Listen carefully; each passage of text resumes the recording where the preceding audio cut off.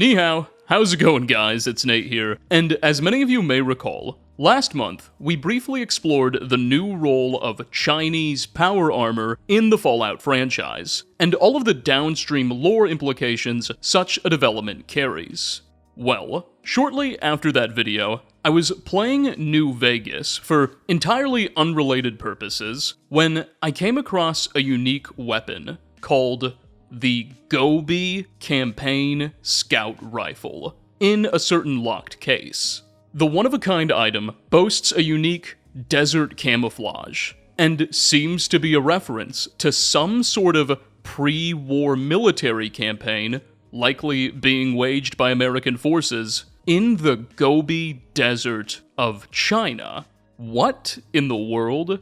The 1-2 punch of coming across both of these strange details, one of which had evaded me for more than 15 years, got me thinking just how much lore in the Fallout universe truly exists on China.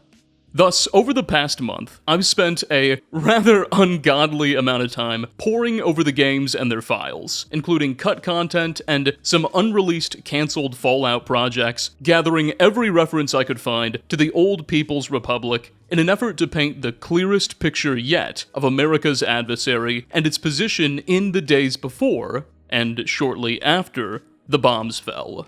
The results have been pretty exciting. I've uncovered some references to entire theaters of the Sino-American War that I've never seen before, apparent Chinese infiltration of some seriously prominent pre-war families, and even some interesting, possibly canon lore on a sabotage against the Hoover Dam, among many other things. It's kinda crazy. I've had a blast working on this, and am eager to share my findings with the class. This video will follow our typical investigative structure. We'll be going in chronological order, game by game, in some cases cancelled game by game, and picking apart every detail as they come. Our path will be marred by surprises and strange mysteries, but when all said and done, we'll assemble all the puzzle pieces together, and the story behind the universe's supposed great antagonist will become much clearer. Anyway, enough dilly-dallying, let's get started. Sit back, have your Mr. Handy fetch you a glass of ice-cold Nuka-Cola, and relax as we dive into the full story of Fallout's People's Republic. Released all the way back in 1997, Fallout 1 immediately laid the groundwork for the Sino-American War and its eventual nuclear escalation. Take a listen to the game's opening cinematic and monologue, narrated by Ron Perlman, which sets up the core themes behind the Great War. In the 21st century, war was still waged over the resources that could be acquired.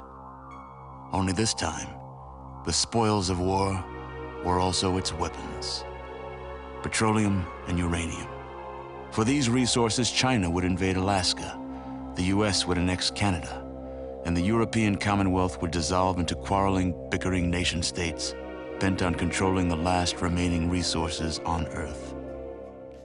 Now, aside from this monologue, Fallout 1 plays its cards pretty close to its chest regarding the nature of the Sino-American conflict, and indeed much of the pre-war world. Many of the universe's core themes and history wouldn't be fleshed out until later releases. Still though, there are some interesting tidbits that we can glean. On the map near San Diego lies the Glow, an old subterranean laboratory once owned by Westech, a major US military contractor which apparently was subjected to several direct hits by the Chinese at the onset of the Great War due to the significance of its research, which we learn about inside. Within the facility, we could find several notes and holodisks, as well as talk to the still-running supercomputer of a mainframe, which would reveal that this site was once one of the major locations studying the FEV, or Forced Evolutionary Virus, a biological agent capable of transforming ordinary humans into supermutants.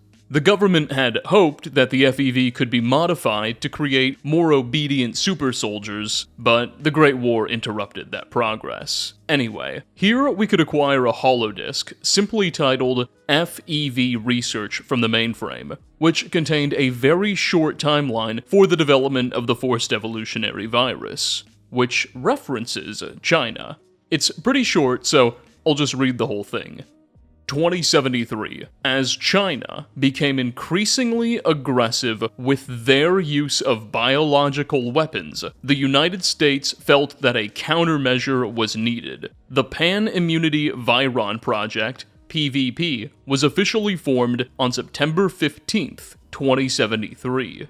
2075, it became clear that the best way to combat the newly created biological weapons was to alter uninfected DNA so that it was no longer susceptible to standard viral infection. 2076, unforeseen side effects began surfacing in early 2076 with the PvP. Animal test subjects began showing an abnormal growth rate accompanied by increased brain activity. The US government took notice of these discoveries and, in the interests of national security, moved a team on site to secure and oversee the project, which was now dubbed the FEV, Forced Evolutionary Virus Project, unquote. So, according to this holodisk, the United States was originally motivated to create the FEV to serve as a countermeasure against suspected Chinese biological weapons, which were anticipated to be viral. Now, I'm getting somewhat ahead of myself here, and what I'm about to say should be taken with a grain of salt. But evidently, in Interplay Entertainment's original vision for the Fallout narrative, the Great War, the nuclear exchange that would destroy the world, was actually started by China, who did so in response to American FEV research. Which is kind of ironic, given that such research itself was a response to alleged Chinese provocations. In late 2023, in an interview with TKS Mantis, Tim Kaine, the original creator of the first Fallout game at Interplay, stated the following. And also, we don't come across as good as the reason we got nuked is bio weapons were illegal, and somehow China found out we were doing FEV, and they're like, you have to stop it, and we went, okay. And all we did is move it. All we did is move it over. Earth-shattering, what you just said. Really? Is that stuff people don't know? Well, people actually debate over who shot first, like a they do? solo thing. Oh, well, then I don't know. Who knows? It was probably some rogue nation. Well, that movie they were making. Now, big caveat here, Tim Kaine ended up leaving Interplay in the early stages of Fallout 2's production, and later developers have since insisted that the real instigator of the Great War is unknown. Furthermore, the franchise is now in the hands of Bethesda anyway, and it's very possible that they may move in a different direction. The recent Fallout TV show heavily implies that that may be their intention. Regardless, Kaine's comments give us a good idea of where the developers' heads were at in the earliest days of Fallout, and they put those FEV holodisks we just read into an entirely new context. Alright, this next detail isn't necessarily China-related, but it's worth mentioning now, because it establishes a theme that we'll be returning to later on in this video. Apparently, in the Fallout universe, the USSR survived up until the Great War. You see, when starting a new game in Fallout 1, while you can create your own character, the game actually offers you a number of pre-made characters you can play as instead, with custom stats and brief narratives attached to each of them. One of those characters is a woman named Natalia Dubrovsky. Her description reads as follows.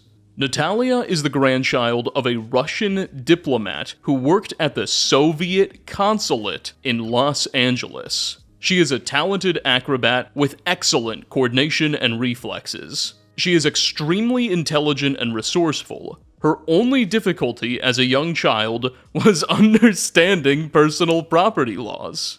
Natalia is very interested in leaving the vault and curious to explore the outside world. Unquote.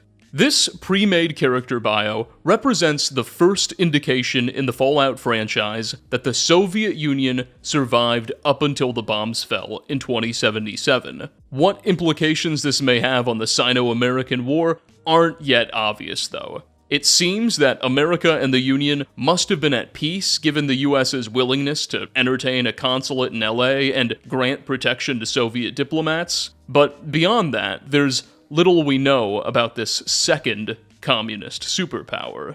Finally, before we move on, there's one last Fallout 1 China detail, if you will, that I'd like to refer you all to, though it's not even in the game. You see, while the opening cinematic mentions a Chinese invasion of Alaska preceding a further nuclear escalation, neither the cinematic nor the game itself give us any further details. We have no idea when this Alaskan war began, nor how the war transpired leading up to the bombs. Later games would, of course, conclusively fill in those gaps, but at the time, this was all somewhat ambiguous. However, in the summer of 1996, 1 year prior to the release of Fallout 1, Interplay Entertainment attended and set up a booth at the Electronic Entertainment Expo, or E3, where they allowed convention attendees to play a small demo of the upcoming Fallout game. Alongside this demo, pamphlets were also passed out to booth attendees featuring some of the Fallout universe's pre-war backstory. And this Fallout history pamphlet, which literally predates the release of the games themselves, serves as our earliest source on the timeline and course of the Sino-American War. The text is pretty short, only about 200 words, so I'd like to read the whole thing for you. Quote, "The United Nations failed in 2052 as the planet's natural resources dried up, causing many smaller nations to go financially bankrupt and fail. Europe and the Middle East were cast into a long, drawn-out war over the few remaining productive oil fields. In 2060, the Middle Eastern oil fields run dry, ending the European War. In the winter of 2066, China attacks Alaska over what could be the last drops of oil in the world. The United States responds with force, but it will be 10 years before the conflict is over. In a desperate maneuver, both superpowers invade neighboring countries in an effort to bolster their dwindling resources. The US annexation of Canada is concluded by late 2076. Canadian timber provides fuel for US military needs, and Alaska is reclaimed by early 2077. In the early morning hours of Saturday, October 23rd, 2077, the sky was filled with nuclear missiles. No one knows who started the war, but after 2 hours of nuclear devastation, no one cared." Unquote. Thus, according to this very, very ancient document, the Sino-American War began in the winter of 2066 with a Chinese invasion of Alaska, which would ultimately be taken back by the United States in early 2077. Not only that, but the pamphlet explicitly states that both the United States and China would go on to invade neighboring countries. We already know that the US would ultimately annex Canada, and even occupy parts of Mexico, but exactly which of China's neighbors the People's Republic decided to invade is left unclear. To China's north, both Mongolia and Russian Siberia, the latter of which in the Fallout universe is under the USSR's control, are both known to be extremely rich in fossil fuels, with Mongolia being plentiful in coal and Siberia abundant with oil and natural gas. So these are both possible targets, but also my own pure speculation. Once again, jumping the gun, but Fallout 4 suggests some Chinese presence in the Philippines as well, so perhaps that's one of the neighbors mentioned by the pamphlet. Despite the extraordinary antiquity of this source and its out-of-game contexts, future Fallout releases would pretty solidly affirm the dates and contents of the pamphlet. So all these dates and details are definitely worth keeping in mind as our investigation moves forward. Anyway, we're about all done with the China lore dropped by Fallout 1 and its affiliated material.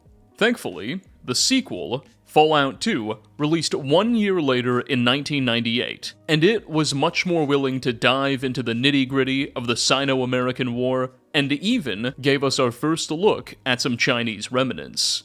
But we'll get to them in good time. The big new faction introduced by Fallout 2 as the game's primary antagonist was the Enclave, deranged remnants of the old US government who survived the Great War by hiding out in a network of secret bases and bunkers while abandoning the nation to its fate. During the events of Fallout 2, we learn that the Enclave is re-emerging, and their forces are behind a recent string of disappearances, really kidnappings of wastelanders that their scientists are using for devious experimentation. Recent victims include the entire population of our player character, the Chosen One's home village. And at the climax of the game, we'll journey to the Enclave's de facto capital, the Poseidon Energy oil rig, about 175 miles off the coast of San Francisco, where we'll be tasked with liberating the captives and destroying the site. Well, funnily enough, while we're wandering around the deep-sea oil platform, we can actually just stumble into the office of the Enclave's president, an unremarkable, nervous man named Rick Richardson. In our dialogue with him, President Richardson will give us a somewhat stereotypically villainous monologue, explaining the Enclave's grand plans to cleanse the wasteland of those exposed to radiation in order to give his forces room to retake the continent and restore the Republic, as he puts it. However, over the course of this conversation, the president will also say a few words about the Great War and the events leading up to it, suggesting that the United States was winning its conflict with China until the Reds flipped the table over. Take a listen. I am the elected representative of the people. The United States does still exist. God bless us, everyone. We've just had to adapt in order to survive after the war. You really don't know, do you? Let me tell you about mankind's salvation. A little history first. There was a great war, long before we were born. Our gallant soldiers fought from the Yukon to the Yangtze. We were winning, too. And then those damn Reds launched. We barely got our birds up. Well, no, it didn't. But at least it knocked the damn Red Menace back into the Stone Age. Well, no, not quite. You see, we had planned ahead. We were ready.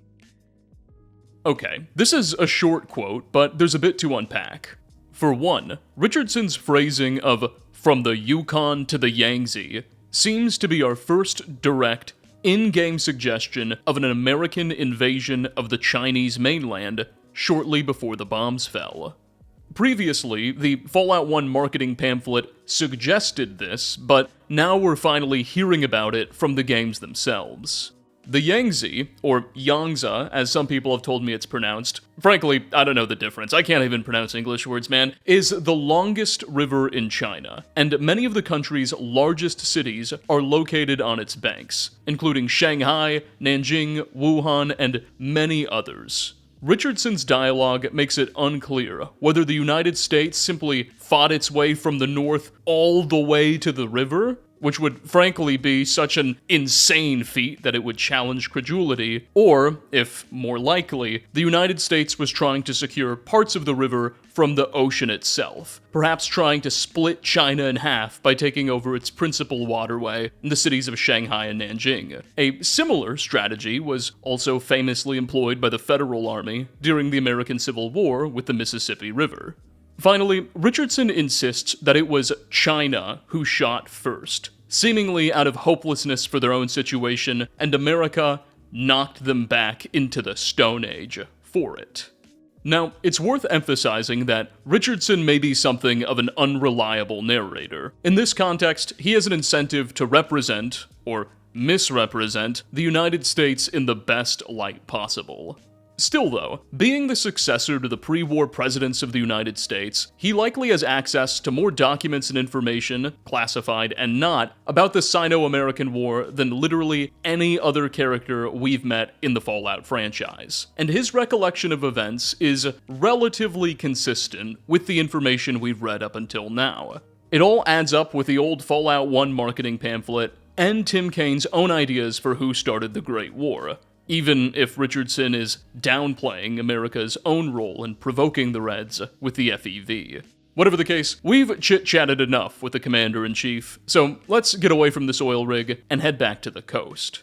Within the ruins of old San Francisco, in Chinatown no less, the Chosen One could encounter an extremely advanced, reclusive faction of People's Liberation Navy descendants, who call themselves the She.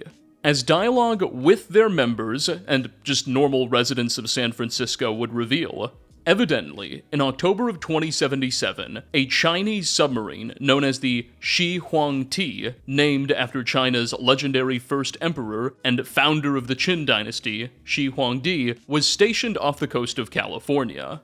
When the Great War broke out, the vessel lost contact with its central command and suffered some kind of unspecified damages, perhaps running into a mine and eventually leading it to be beached off the San Francisco coast. In the years that followed, its crew, unable to contact, let alone return home, slowly began to establish a presence in the irradiated city, taking comfort in the familiar feelings of Chinatown, where they decided to set up shop. Over time, their original submarine, the Shi Huangti, was slowly stripped apart, and many of its key structures, and especially computer systems, were moved to the Shi's new inland headquarters in Chinatown, which they've come to call the Steel Palace. Now, over 164 years after the Great War, all of the original submarine's crew has long since passed away, but their great and great-great-grandchildren continue on, calling themselves the Shi in honor of the original beached vessel. While very proud of their Chinese heritage, the modern Shi seem to have all but given up on the idea of returning to China. Indeed, they seem to have abandoned their old communist identity altogether, instead preferring the imagery and culture of China's ancient imperial dynasties. There are no red flags to be found here. Their steel palace is guarded by the emblem of a golden dragon. Their leader, who we'll talk a bit more about in a second, is known as the Emperor, and they refer to their small territory as the Shi Empire. By the time the events of Fallout 2 kick off, bolstered by the old world tech of their submarine, the Shi have flourished into one of the Wasteland's most advanced, and arguably less evil, factions. They have a fierce rivalry with a local cult who call themselves the Habologists and occupy the nearby Golden Gate Bridge, but we've discussed those goofballs in a previous video, so I won't dwell on that. Should the player approach the Shi's physics laboratory and interact with some desks with an intelligence of 5 or higher, the following prompt will appear on your Pip-Boy.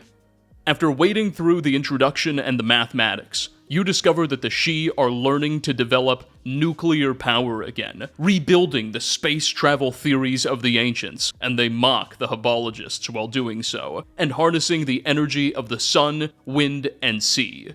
At least, that's what the notes read like. Anyway, while the Shi are famously reclusive and unwelcoming towards outsiders, should the Chosen One manage to gain their favor by helping them destroy the Habologists, their only true rivals in the Wasteland, they'll grant you a privilege almost no other outsiders have been offered: an audience with the Emperor. And it turns out that the Shi Emperor is actually a computer. Specifically, it's the old Shi Huangti submarine's mainframe, which has been subsequently updated and enhanced over the years to create a program which the Shi believe surpasses the judgment of any mortal. The scientists emphasize that their electronic leader isn't really a fully self-aware artificial intelligence like other computers we've encountered in this universe, but rather it's a highly accurate prediction modeler that merely analyzes massive datasets the Shi feed it, and then charts what it considers to be the most appropriate course on any given decision. Thus, when we finally get to meet the Emperor, our interaction with him is less like a typical NPC dialogue and more akin to filing through various terminal entries. The computer doesn't really talk to us in a traditional sense. While engaging with the Emperor doesn't necessarily prompt us to engage in any further quests or objectives, really just meeting it is the culmination of our friendship with the Shi. It has a few interesting revelations. The big thing that's supposed to surprise us is that the Emperor is able to determine with an 85% confidence interval that the Enclave was responsible for kidnapping the Chosen One's tribe and is holding them aboard the Poseidon Energy oil derrick. But we've already learned that in this video. We also discover that the Shi are working to grow a vine capable of consuming radiation, and thus de-radiating places and protecting them from further incursions. Not only that, they've created a new fuel source primarily from vegetation and aquatic biomatter, which seems like a huge leap and is capable of powering all sorts of engines. Quote, "After sifting through the complex chemical formulae and lab notes, you come to the conclusion that the Shi have created a kind of fuel from plant extracts and sea life. Apparently, they have hooked into previously existing pipelines so they can transport fuel to a wide variety of destinations. If only the Shi were around in the 2060s, perhaps the entire Sino-American War could have been averted." Now, while the supercomputer Emperor is officially recognized as the Shi's leader, in actuality, the man responsible for interpreting and enacting the Emperor's policies is its advisor, a Dr. Ken Lee, who is the real power behind this silicon throne. If we're nice to the Shi and get along with the Emperor, Ken Lee will actually help the Chosen One get to the Enclave oil rig in order to rescue their tribe by using the Shi's novel fuel technology to power a nearby tanker. Hence, the faction can have a major role to play in the main questline. Nonetheless, we're about all done with the Shi and where they fit into the game. At least for now. Anyway, they will be back in a bit. And we're almost done with Fallout 2 as a whole. But there's one last bit of lore I think we should look through, though it's kind of weird. Within the Sierra Army Depot, an old United States military munitions storage facility, currently controlled by a now sentient AI known as Skynet, players can locate an old holodisk containing the transcripts of several Galaxy News radio broadcasts aired in the days before the bombs fell, and these transcripts provide us with an invaluable amount of insight on the lead up to the Great War. The only problem is that none of them make any sense. Take this news broadcast, dated to January 11th, 2073.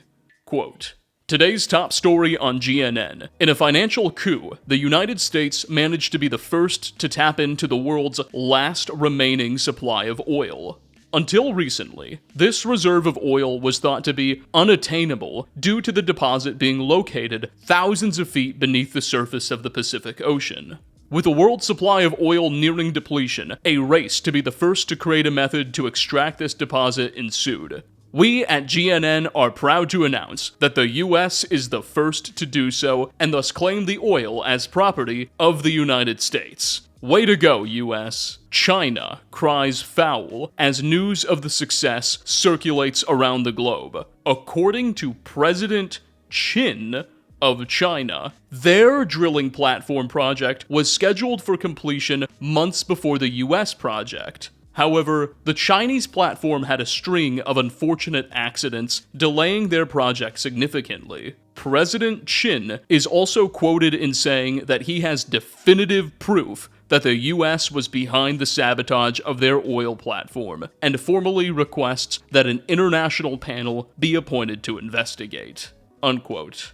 This is a crazy amount of information, but it makes no type of sense given what we've read and learned about up until now. By 2073, the US and China should have already been well in the midst of a hot war, and the United Nations should have been well dissolved by now, according to that Fallout marketing pamphlet. And spoiler alert, the details in that marketing pamphlet will soon be canonized by Fallout 3 formally. So why would the Chinese president be calling for an international investigation after the US sabotaged their logistics? That's what happens when you go to war. Furthermore, there are some people in the community who believe that the deep-sea oil platform this holodisk refers to is the one that eventually becomes the Enclave oil rig we visit at the end of the game. The problem with that is that the Enclave oil rig is quite clearly only 175 miles off the coast of California. So it just wouldn't make any sense for the Chinese to lay claim to any of that oil deposit. And finally, a genuinely interesting detail is that the tape refers to the Chinese president, a President Qin, which is the first time a pre-war leader of China has been mentioned by name. However, as we'll continue to discuss, these news transcripts seem very unreliable.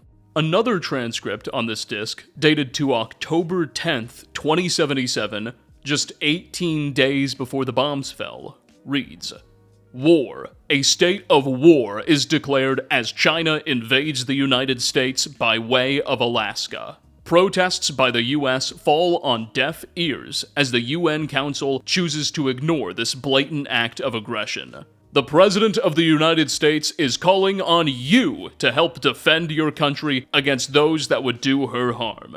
You are urged to go down to your local recruiting office and join the armed forces. Uncle Sam needs you for justice, freedom, and Mom's apple pie."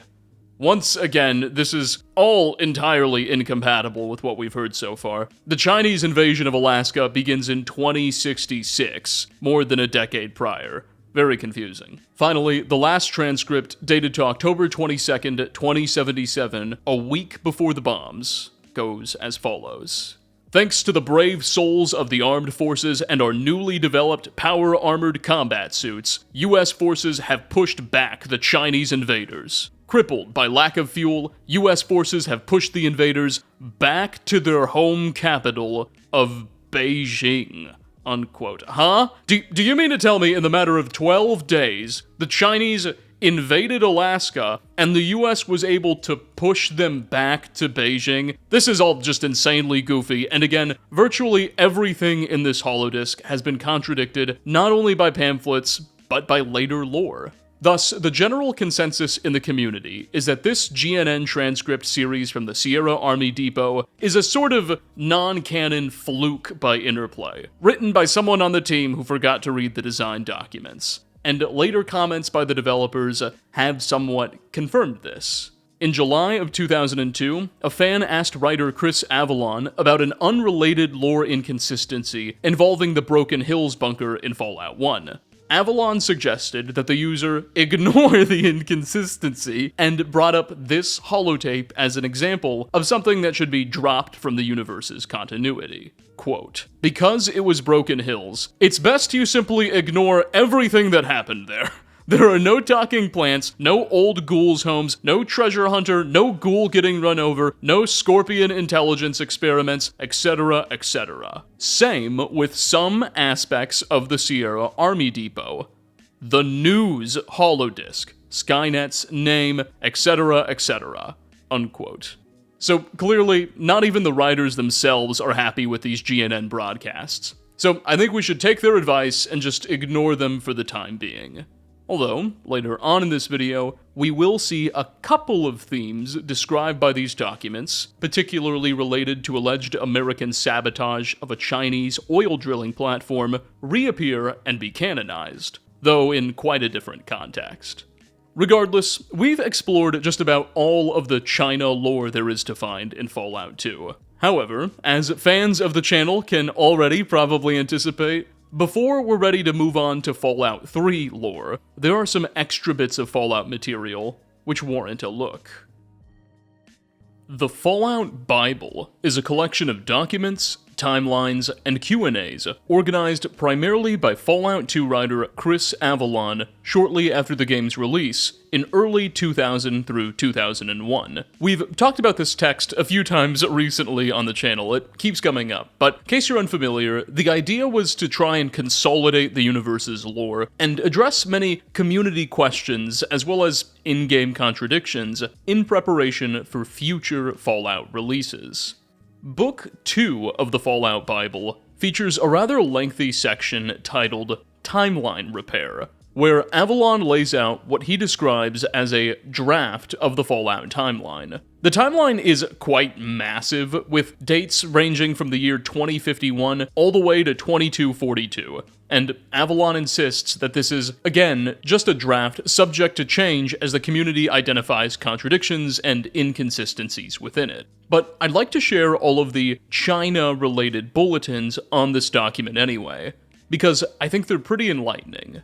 Quote, Spring 2066. As the fuel resources dry up across the globe, China's fossil fuel dependency causes an energy crisis in the nation. China, bordering on collapse, becomes more aggressive in its trade talks with the United States. Unwilling to export oil to China, talks between the United States and China break down. Winter 2066. In the winter of 2066, China invades Alaska. The Anchorage front line becomes a true battleground.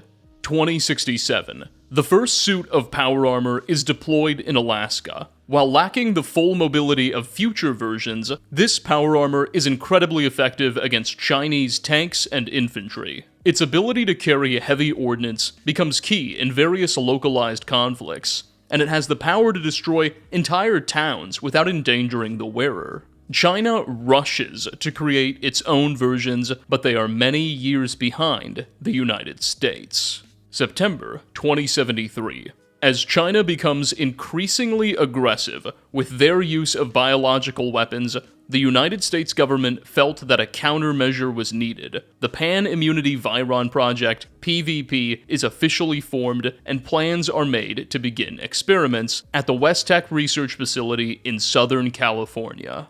2074. Contrary to their claims of only seeking to retake Alaska from the Reds, American power armor units, infantry, and mechanized divisions are deployed to China, but they become bogged down on the mainland, putting a further drain on American resources and supply lines.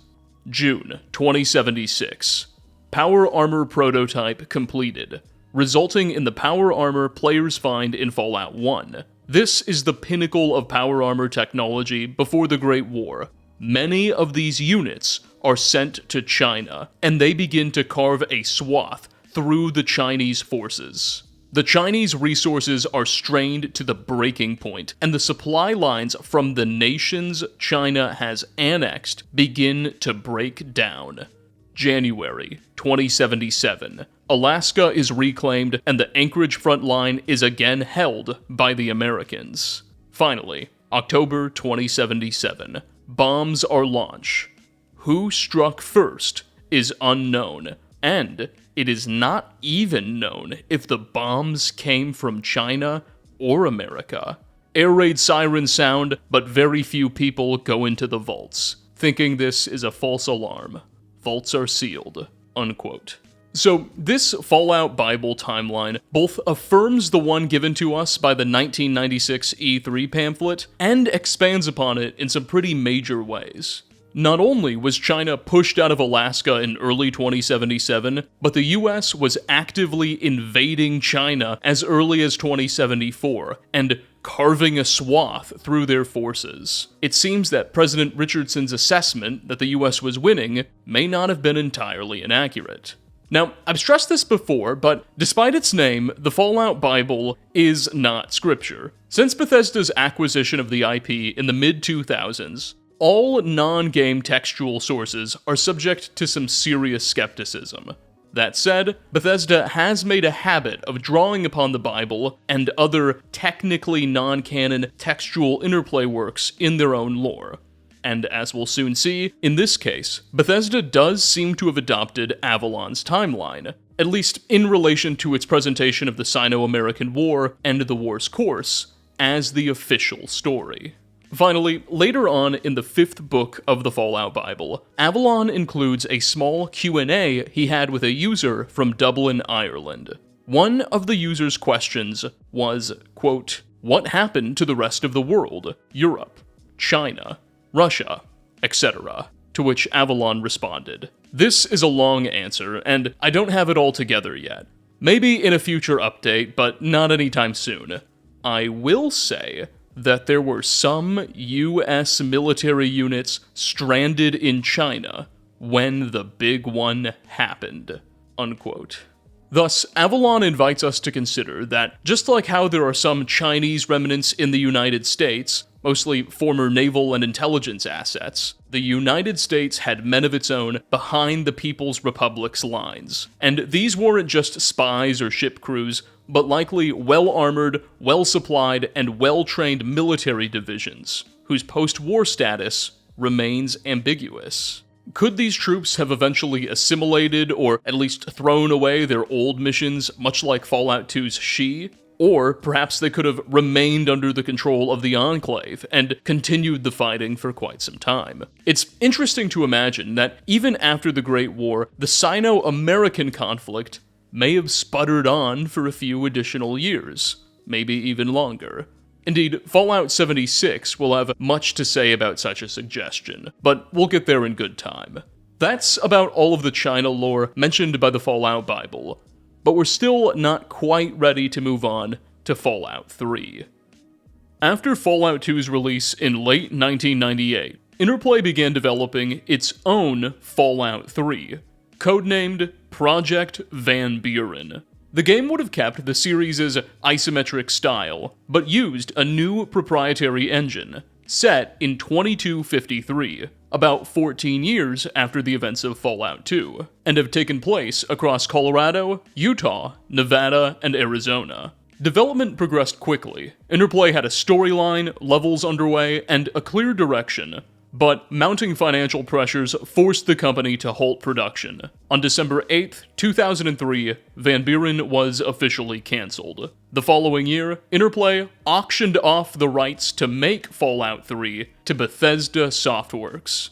Bethesda, uninterested in Van Buren, built its own 3D first and third-person Fallout from scratch.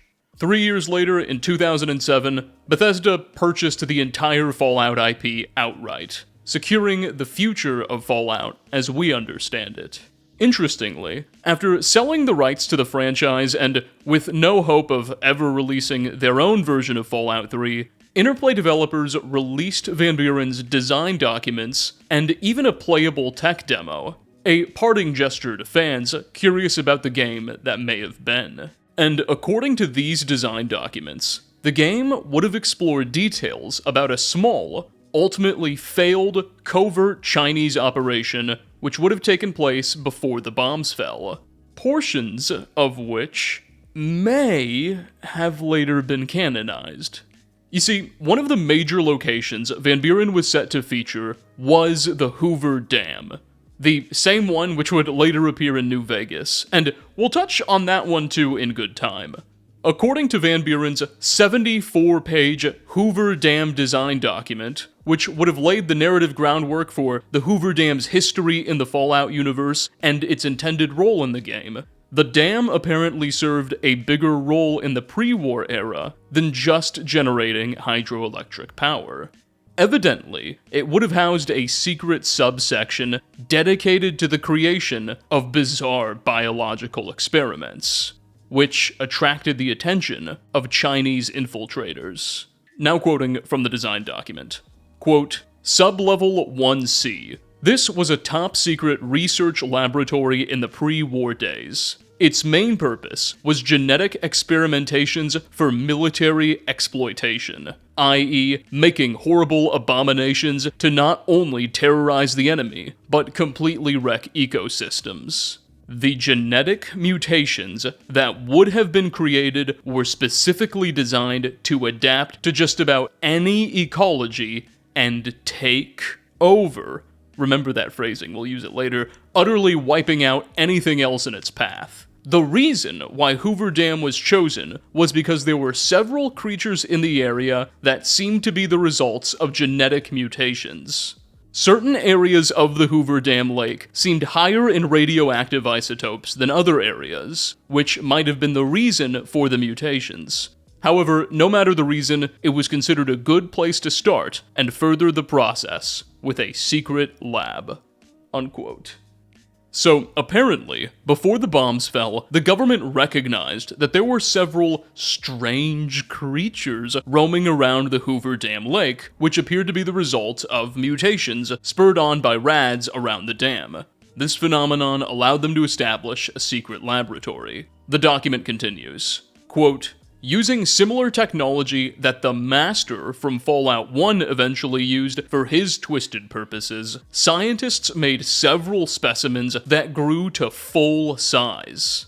However, shortly before the Big War started, this is presumably the Great War, but possibly the Sino-American War, a Chinese infiltration and sabotage team discovered the secret laboratory and tried to destroy Hoover Dam so the genetic work could never be used against them. Things became cloudy in the reports due to the chaos that ensued, but suffice it to say that the Chinese were defeated. The generators were highly damaged, and S1C was compromised. During the heated battle in subsection 1C, several genetically altered creatures escaped into the halls. The guard in the guard post was ordered to leave and seal the exit hatch if ever such emergency happened, and the guard followed orders well. A couple of Chinese stealth soldiers and 4 scientists were trapped in the subsection after the hatch was sealed, doomed to perish. If the player ever makes it down here, he will find that the floor's integrity has been compromised. There is murky, green water that is about waist high all over the floor. The water comes from a broken wall and hole in the floor. From that hole emerged mutated leeches and perhaps fish. Once the player kills all the beasties, the player will have access to a great science lab and a top-secret central computer that has some info on hydroponics, history, etc. Lastly, the player can find the dead Chinese stealth soldiers and use the material from their stealth armor to make his own stealth armor if he's got the skills. Unquote. So, Van Buren would have established the Hoover Dam's role in the maintenance of a secret, pre-war genetic laboratory that was ultimately the subject of a failed Chinese covert operation. This document also provides us with our first references to Chinese stealth soldiers and their stealth armor, concepts which would later be adopted and canonized by Bethesda, and given a big spot in the lore. Now, of course, the Hoover Dam would later serve as a truly game-defining location in New Vegas, and such tales of a pre-war laboratory being attacked in a covert op died with Van Buren. Or did they? We'll talk more about this all later on. For now, it's time to fast forward the clock and see what the Capital Wasteland in the year 2277 tells us about America's ancient adversaries. Released in 2008, Fallout 3 would be Bethesda's first of many titles in the Fallout universe, and the game would ultimately prove to reveal more about the course and direction of the Sino-American War, as well as the status of various remnant Chinese forces left in America, than any of its predecessors. For starters, Fallout 3 largely canonizes the Sino-American War timeline proposed in Chris Avalon's Fallout Bible, as within the Capitol Post building, the old offices of one of America's largest newspapers, we could find terminals featuring several old pre-war articles published by the Post. One such article, dated to January 11th, 2077, written by a certain Dorothy Proud, is titled "Commies Crushed, Alaska Liberated." It reads, quote, In the late evening hours of January 10th, brave American Army forces launched an all-out offensive against the entrenched Chinese communist invaders in the beleaguered seaport of Anchorage, Alaska, destroying all opposition and finally liberating the city after more than 10 years of Chinese occupation. No red-blooded American can ever forget that terrible winter of 2066, when Chairman Chiang's commie cutthroats mercilessly invaded the icy extension of the United States in an unprecedented act of foreign aggression that sent shockwaves all the way back to our nation's capital. But the nightmare is finally over, and America, always the home of the brave, is once again the land of the free. Unquote. Now, of course, we've heard this timeline before, both in Chris Avalon's Fallout Bible, and even in that 1996 E3 marketing pamphlet mentioned at the beginning of the video. But this newspaper article represents our first in-game confirmation of such dates, and the course of the war, which is nice to finally have, even if it took a decade. Furthermore, the article mentions a certain Chairman Chiang as ordering the invasion from China. Recall how earlier, in Fallout 2's Galaxy News radio transcript, a certain President Chin was cited, crying foul after alleged American sabotage of a Chinese oil platform. However, we've already discussed how that holodisk was marred by inconsistencies and has even been critiqued by the devs themselves. So, presumably, this Chairman Chiang is the new, actual leader of wartime China in the Fallout universe. Thus, through this Capital Post news article, our picture of the pre-war People's Republic grows ever so clearer. But enough dilly-dallying, let's get to the good stuff, the actual Chinese remnants we can encounter within the game. Just south of the Arlington Cemetery lies the old Mama Dolce's building, a pre-war food processing center of some kind. As we approach the rundown factory, a new radio signal titled People's Republic of America Radio will be picked up by our Pip-Boy, growing in strength as the player closes in on the structure. Take a listen to the full transmission. Greetings to the oppressed masses from the peace-loving peoples of China. Your boys are dying on the Alaska front, and all for nothing. Bring them home, before it's too late. Do you think your readers will keep you safe if the bombs fall? You will die while the Wall Street gang and their hangers-on live like kings and...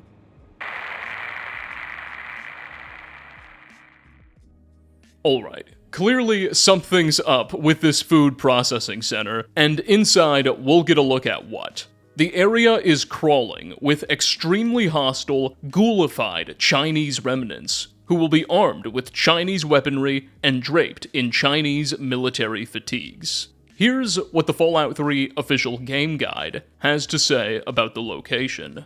Quote, "The Chinese had managed to install themselves in DC with a small spec ops force using Mama Dolce's food processing factory as a front. Now, years later, the descendants of those original Chinese agents continue to use the factory to remain protected and hidden from the native citizens of the capital wasteland. As you approach one of the two entrances to this structure, there are no signs of life at all. Check your Pip-Boy's radio as you go. The Chinese have the People's Republic of America radio spewing propaganda throughout the area."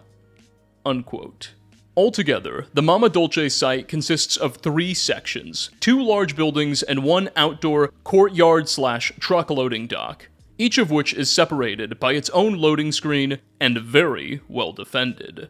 Scattered about all levels will be left behind food processing artifacts, conveyor belts, containers, that sort of thing, interspersed with massive government-tier computers, all of which come together to underscore the game guide's point that Mama Dolce's was a front for Chinese intelligence. Such a notion will be further confirmed and elaborated upon if we slay the Chinese remnant captain and loot an encryption key from his body. This key will unlock a terminal within the Mama Dolce's office that features an entry titled Welcome Agent Huang, which reads, "The People's Republic of China salute your braveries. Find established cover operation of Mama Dolce Food Creation Factory. Priority to rendezvous with selected team in covert operations of local area. Job and wage are secured for each within cover operation. Required to inform when first stage of operation is complete."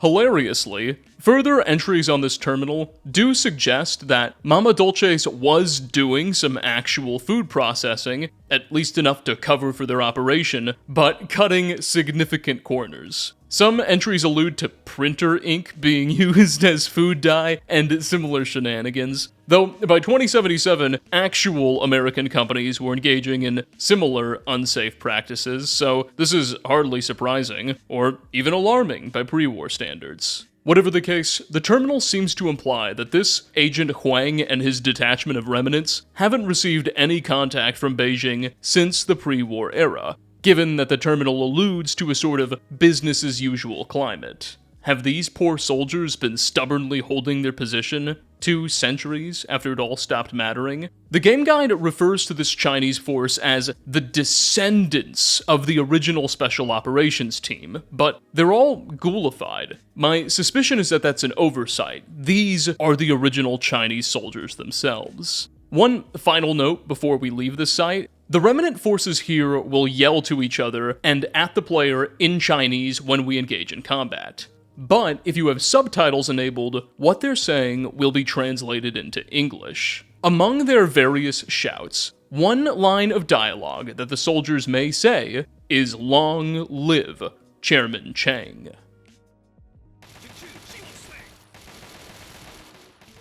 There's that name again.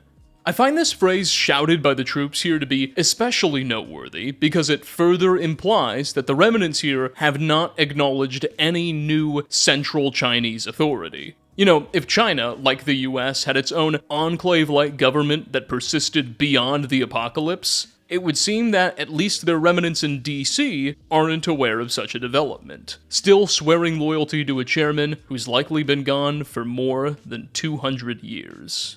Speaking of the chairman, on the southwestern side of the map, directly to the southwest of the old Robco production facility, lies Tenpenny Tower, a luxurious fortified apartment building owned by the enigmatic and very evil Alistair Tenpenny, where some of the capital wasteland's wealthiest inhabitants have taken up residence. The tower's high standard of living is made obvious by expensive chandeliers, working elevators, and apparently even running hot water. When the player arrives, they'll be thrust into the middle of a conflict between the tower's existing bougie residents and a nearby clan of ghouls seeking admission. The lone wanderer will ultimately decide how this squabble ends. Spoiler alert, no matter how you handle the factions, there is no good karma ending to be found.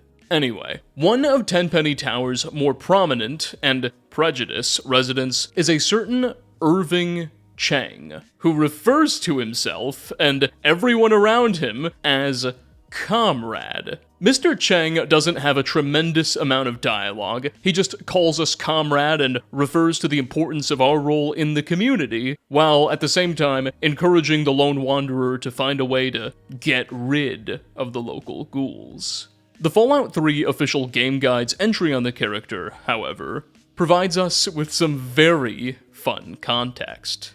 Irving Chang, a rich old man with a secret identity. He believes he is the direct descendant of Chairman Chang, the leader of the People's Republic of China before the bombs dropped. Note, this game guide entry refers to Chang unambiguously as the leader. He insists on calling himself and everyone else Comrade.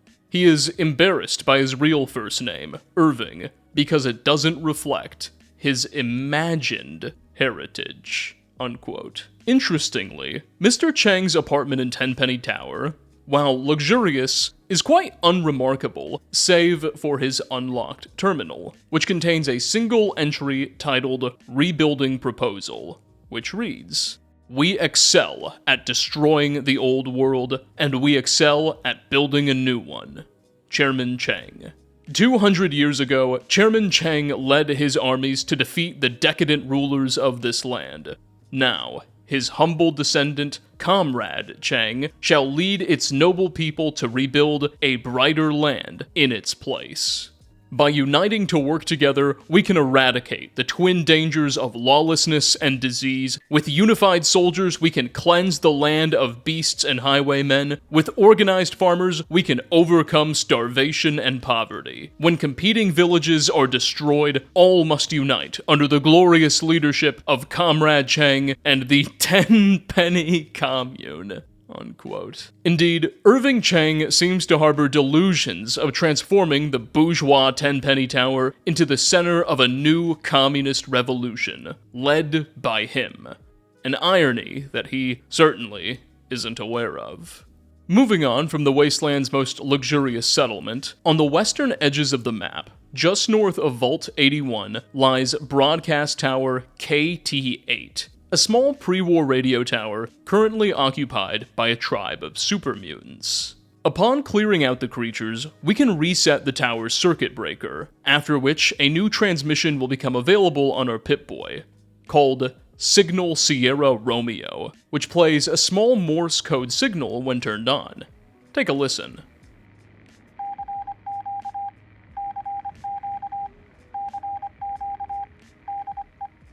If we follow this signal, it will ultimately lead us to a small drainage chamber a short walk away, inside of which will be what seems to be an empty closet or office or maybe storage space of some kind, with two terminals, one broken, one functional. Hack into the functional one, and the source of the signal will soon be revealed, as we'll be able to open a hatch door out of the ground and a small secret room will become exposed, inside of which will be two dead, ghoulified Chinese remnant spies, a couple radios, a Chinese Spec Ops training manual, which grants +1 sneak, and a mini nuke, all for our taking. Indeed, this drainage chamber beneath the old radio tower seems to have once housed a small Chinese listening post, which, since the bombs fell, has been broadcasting Morse code signals. Now, if we translate the Signal Sierra Romeo Morse code, it simply says, "Calling all stations, calling all stations, calling all stations. This is Sierra Romeo. Please respond." On loop over and over again, possibly indicating that the poor ghoulified spies down here spent their final days calling for help. This hidden room has no control over the above hatch. It seems possible that the poor guys down here depended on a third agent to let them in and out, and when the Great War began, that third agent never returned, leaving the two men for dead in a steel coffin. Furthermore, the presence of a mini-nuke down here may indicate an additional mission of some kind was in the cards. But alas, it was never meant to be.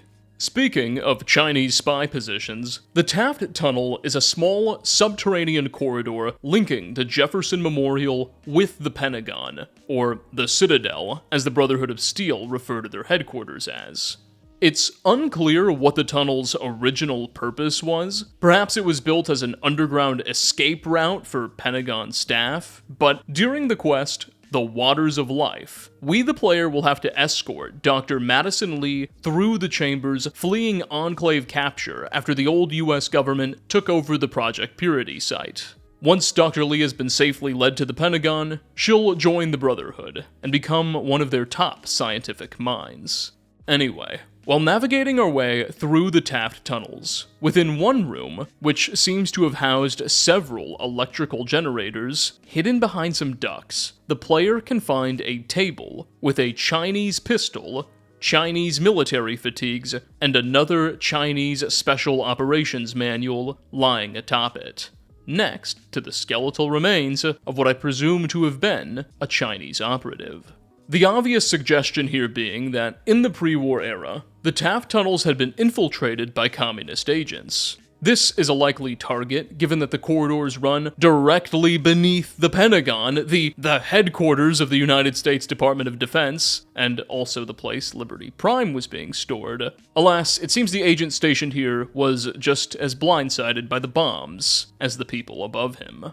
Finally, one last Chinese remnant we can stumble upon, or at least his remains, are actually the subject of a random encounter. Nearby any designated random encounter zone, it is indeed possible to happen across a radio signal called Chinese Radio Beacon.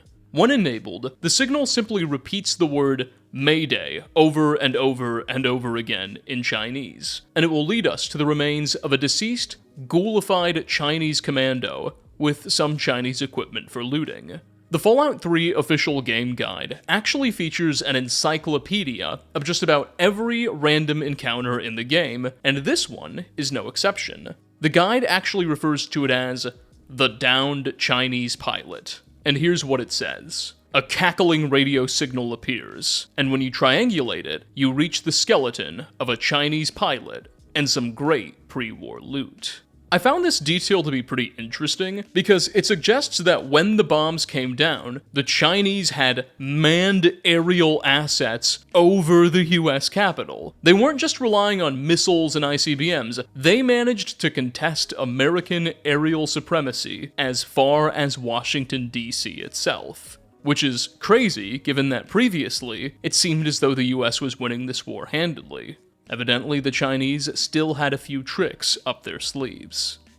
Alright, that about does it for all the China lore revealed by Fallout 4's base game. However, the DLCs, 2 in particular, continue with many of the themes we've already discussed in some pretty big ways. Released in January of 2009, Operation Anchorage was Fallout 3's first major expansion, set literally during the American liberation of Anchorage, Alaska, amidst the Sino-American War.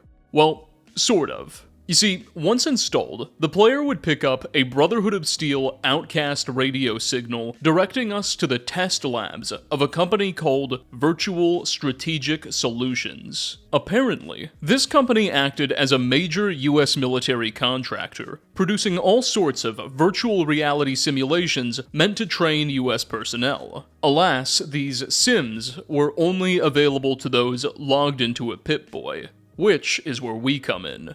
The Brotherhood outcasts here would request that we tap into a certain infantry training sim set during the Battle of Anchorage and complete it. They believe that once the sim is completed, a certain sealed bunker containing all sorts of technology and loot would become available. If we agree, they'll promise us a share of the spoils. And this simulation and its accompanying materials provide us our closest look yet at the dynamics of the Sino-American War and the positions of both countries' leadership.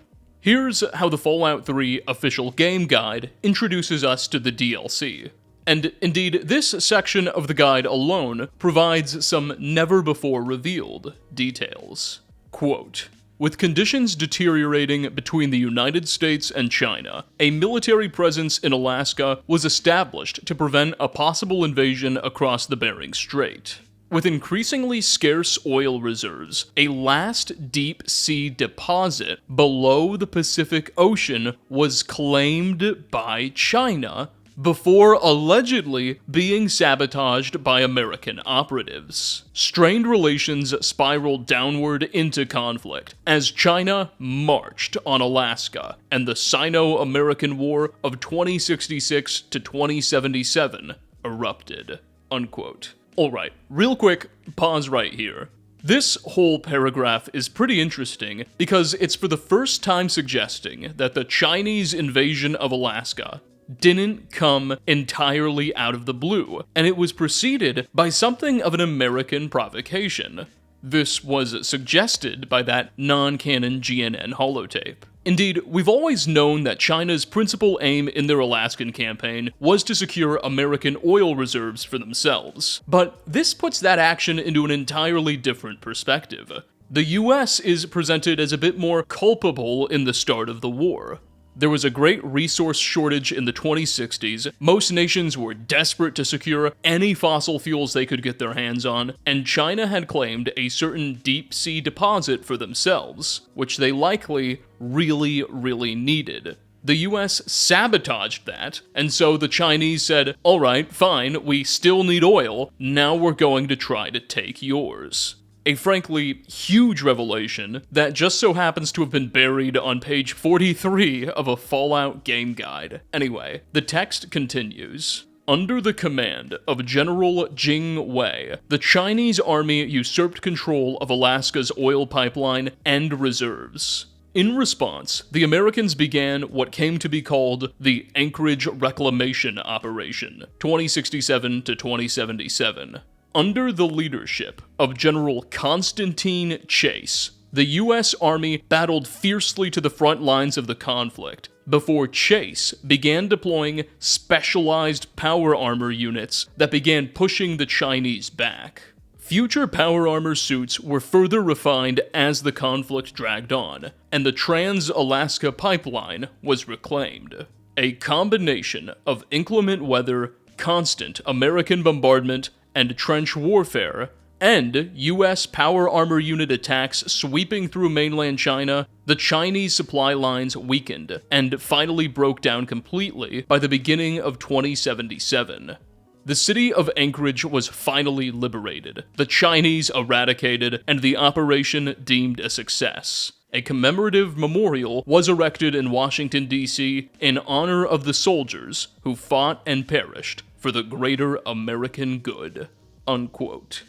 Alright, so this second half of the game guide entry doesn't tell us a whole lot that we didn't already know, besides naming the two sides as principal field commanders in the Alaskan theater. A certain Constantine Chase was leading the Americans against a General Jing Wei of China. Fortunately, the game guide provides us with separate profiles of both these characters, whom, spoiler alert, we're about to meet in Anchorage. Here's Chase's profile. A 4-star general in charge of the military assault on Anchorage. Chase is gruff, determined, and a touch over the top with the politics of the day. He is constantly wary of those commie bastards and is overtly paranoid that they are up to all sorts of nefarious activities. He is your gallant leader. Talking back to an officer of this rank isn't likely to be tolerated. Next is Jing Wei's. A cruel and effective taskmaster and a ruthlessly efficient tactician, General Jing Wei leads the communist forces in their sweep across Alaska, until stopped by U.S. forces near the city of Anchorage. Carrying a potent shock sword, Jing Wei is a formidable foe who is prone to bouts of savagery and who demands unquestioning loyalty from his soldiers. He is a real menace, but always fights with a sense of honor, however twisted his reasoning becomes. Alright, enough preamble. Now that we've gotten a sense of the lore behind Operation Anchorage, let's jump into it. The simulation opens up with a sort of covert US Special Forces operation, where the player, alongside a Sergeant Benjamin Montgomery, are tasked with sneaking, or fighting their way, up to a Chinese artillery position in the mountains above Anchorage, which the Reds are using to batter the American front lines, and we have to destroy this place with some explosive charges. Notably, along the way we would encounter unique Chinese stealth units, known to the Americans as Crimson Dragoons, whose unique suits allow them to remain invisible when crouched. The inclusion of these troops and their special stealth armor seems to reflect a canonization of a concept we mentioned earlier, buried away in the design documents of the cancelled Project Van Buren, which emphasized the existence of elite pre-war Chinese stealth soldiers with special suits who attempted to sabotage the Hoover Dam. Gets even weirder, though. In Operation Anchorage's game files, we can find an unused terminal entry titled Recall Last Transmission, which, had it actually been implemented into the game, would not only have given us more information on Chinese Dragoon battalions, but also would have canonized their failed attack on Hoover Dam. It reads, quote, "Be advised, Chinese field operations in occupied Anchorage in a state of flux. Primary field command post appears to have been moved from Flemdorf AFB to civilian refinery site, affecting a southward shift in forward line of engagement. Intercepted radio communications suggest failure of Operation Red Harvest and capture of USMC personnel. Continued artillery barrage from Chugak Overlook suggests veracity of this intelligence. High importance. Be advised.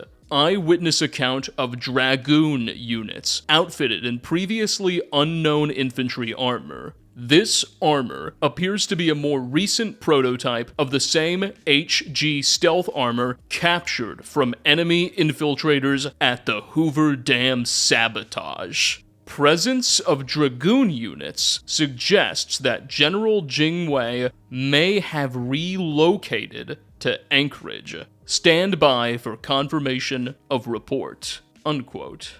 Now, again, this terminal entry never actually made it into the game itself. It's simply an unused asset from the game files. But had it been implemented, it would have canonized Van Buren's Hoover Dam genetics lab and the subsequent failed Chinese attack of it. If nothing else, this scrapped entry also serves to further confirm that Bethesda got the idea for this stealth armor from the Van Buren materials. Lastly, it implies that General Jingwei was stationed somewhere else prior to the attempted American liberation of Anchorage, that he didn't begin the Alaskan invasion, which contradicts what we saw in the game guide. So again, we have to take this whole document with a grain of salt. Anyway, believe it or not, we're still not quite done with the Hoover Dam just yet. There's, one more interesting detail we'll look at in New Vegas, which hints at the idea that maybe the Chinese attack was canon after all, but let's not get ahead of ourselves. Back to the story of Anchorage.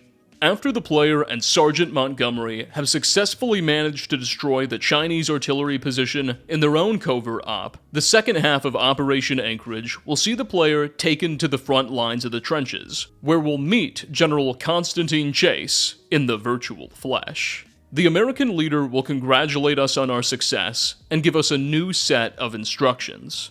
General Chase orders us to assemble a strike team and lead this group across the front lines to take over a Chinese listening post as well as an armored vehicle depot. Once that's been done, he claims US forces will be ready for one final push to retake the Anchorage oil refinery, which apparently is where the Chinese have set up their main field headquarters. As we make our way through the Anchorage front and launch assaults on the listening post and the vehicle depot, we'll also come face to face with several previously unseen examples of Chinese military hardware. The first, and more adorable of which, are these little spider drones, tiny 8-legged disc things that will chase the player around and detonate on contact. Kinda like automated RCXDs from Call of Duty. Now, not a whole lot of lore about these devices exists in Operation Anchorage, though the eventual release of Fallout 76 would go on to greatly elaborate upon Chinese spider drone technology in some fun ways.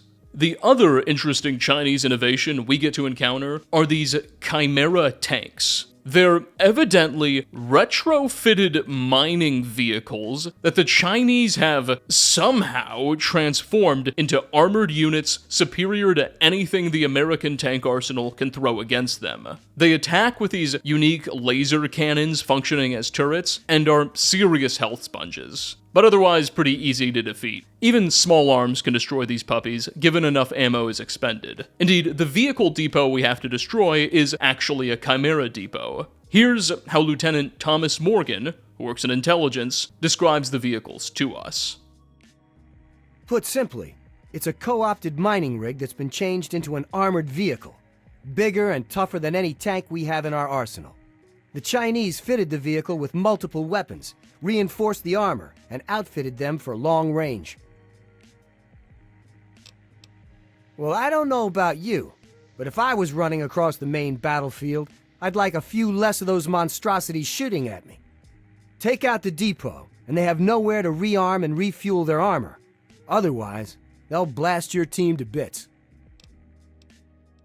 Once the Chimera Depot and listening post have both fallen, Constantine Chase will order one final epic charge across the front lines, where we, alongside our strike team and a squad of T-51Bs, storm the Chinese field HQ at the old oil refinery and confront General Jingwei in its courtyard. If we pass a moderate speech check, we can actually convince the Chinese leader that his army's been defeated, and he'll, honorably give up in front of you. Otherwise, he'll serve as one final boss battle for us to duke out. Either way, once Jingwei has been slain, the simulation will conclude, and will be booted out right back to the Virtual Strategic Solutions office, where the Brotherhood Outcasts will congratulate us on beating the sim and offer the player their pickings from the now unlocked nearby loot room. Thus, the Operation Anchorage DLC will be completed, and we'll gain access to some pretty neat rewards to help us out in the wasteland from here. Interestingly, upon our exit from the simulation, on our way out of the Outcast-occupied building, we can stumble upon an office with a computer titled VSS Research Terminal, which, hilariously, implies that this entire simulation was developed under the close, self-aggrandizing eyes of General Constantine Chase himself, and the entries cast serious doubt on the authenticity of the events we just experienced. The entry dated to September 15th, 2077 reads as follows, quote, "Sim back up and running after another few days of changes. Chase is running everyone ragged, making tweaks here and there. The sim is, without any shadow of a doubt, divorced from reality.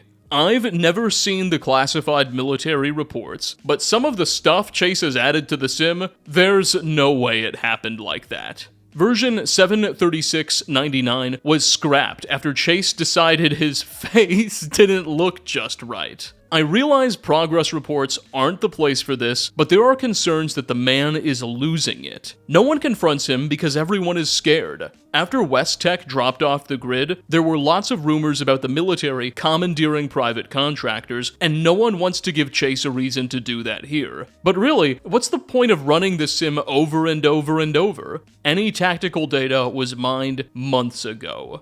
Unquote. So, the Operation Anchorage DLC leaves us with a final suggestion that the events we just experienced have likely been heavily altered and somewhat divorced from reality. Even still, there's also evidence that there was at least some truth to what we just went through. All the data does suggest that the US did eventually push China out of Alaska in the winter of 2076 to 2077, and within the Virtual Strategic Solutions loot room, we can actually acquire General Jingwei's unique Chinese officer sword, which highly suggests that the Chinese leader was either slain or captured by American forces upon the liberation. Or at least he was forced to retreat in such a haste that he left his sword behind. So, while elements of the Anchorage simulation may hold up, we're left to take the whole thing with a giant pinch of salt. No matter, as we'll soon see, this expansion left a very heavy mark on the lore behind the Sino-American War and the final days of the Chinese government. Now, at this point in the video, we've been talking about Fallout 3 for well over 20 minutes, maybe closer to 30, and I promise we're almost ready to move on. But there's one final DLC that I would like to explore. Released in 2009, the Point Lookout expansion takes players to the swamps of Point Lookout, Maryland, about 90 miles southeast of Washington, D.C., on the Chesapeake. And while its main story is entirely irrelevant to the content of this video, its environmental storytelling is filled to the brim with China details. Beneath the waters of Point Lookout's harbor, just a ways west of the lighthouse, the lone wanderer can stumble upon the remains of a small Chinese submarine, which seems to have run aground on a seabed, and we can even enter the vessel. The sub is small, no larger than a tiny Manhattan studio apartment, and only has 2 bunk beds. Clearly, this was a spy vessel, meant to gather intelligence on the American coast. A still-functioning terminal in the control room provides a bit of additional insight on the nature of this evidently failed pre-war operation. An entry titled "Mission Parameters" reads, Quote, routine patrol/observation.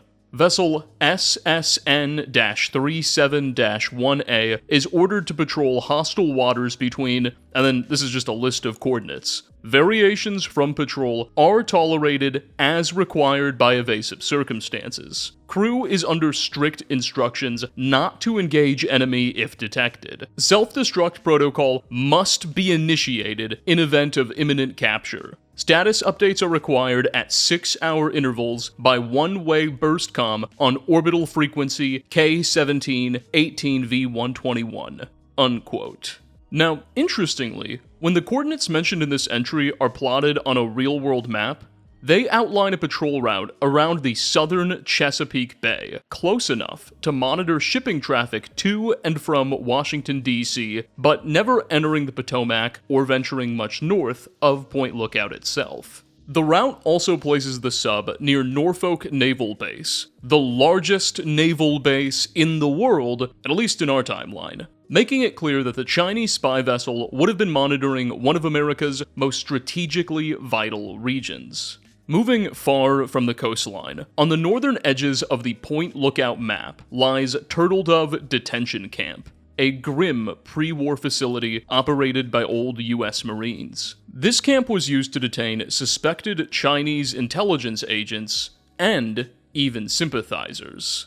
It's strongly implied that anyone with even a hint of Chinese ancestry was considered a potential sympathizer. 2 centuries after its operations ceased, the camp is in ruins, haunted by feral ghouls and guarded by derelict pre-war robots. Even in its decayed state, the camp's dark past is clear. It contained interrogation rooms, a morgue, and even a crematorium.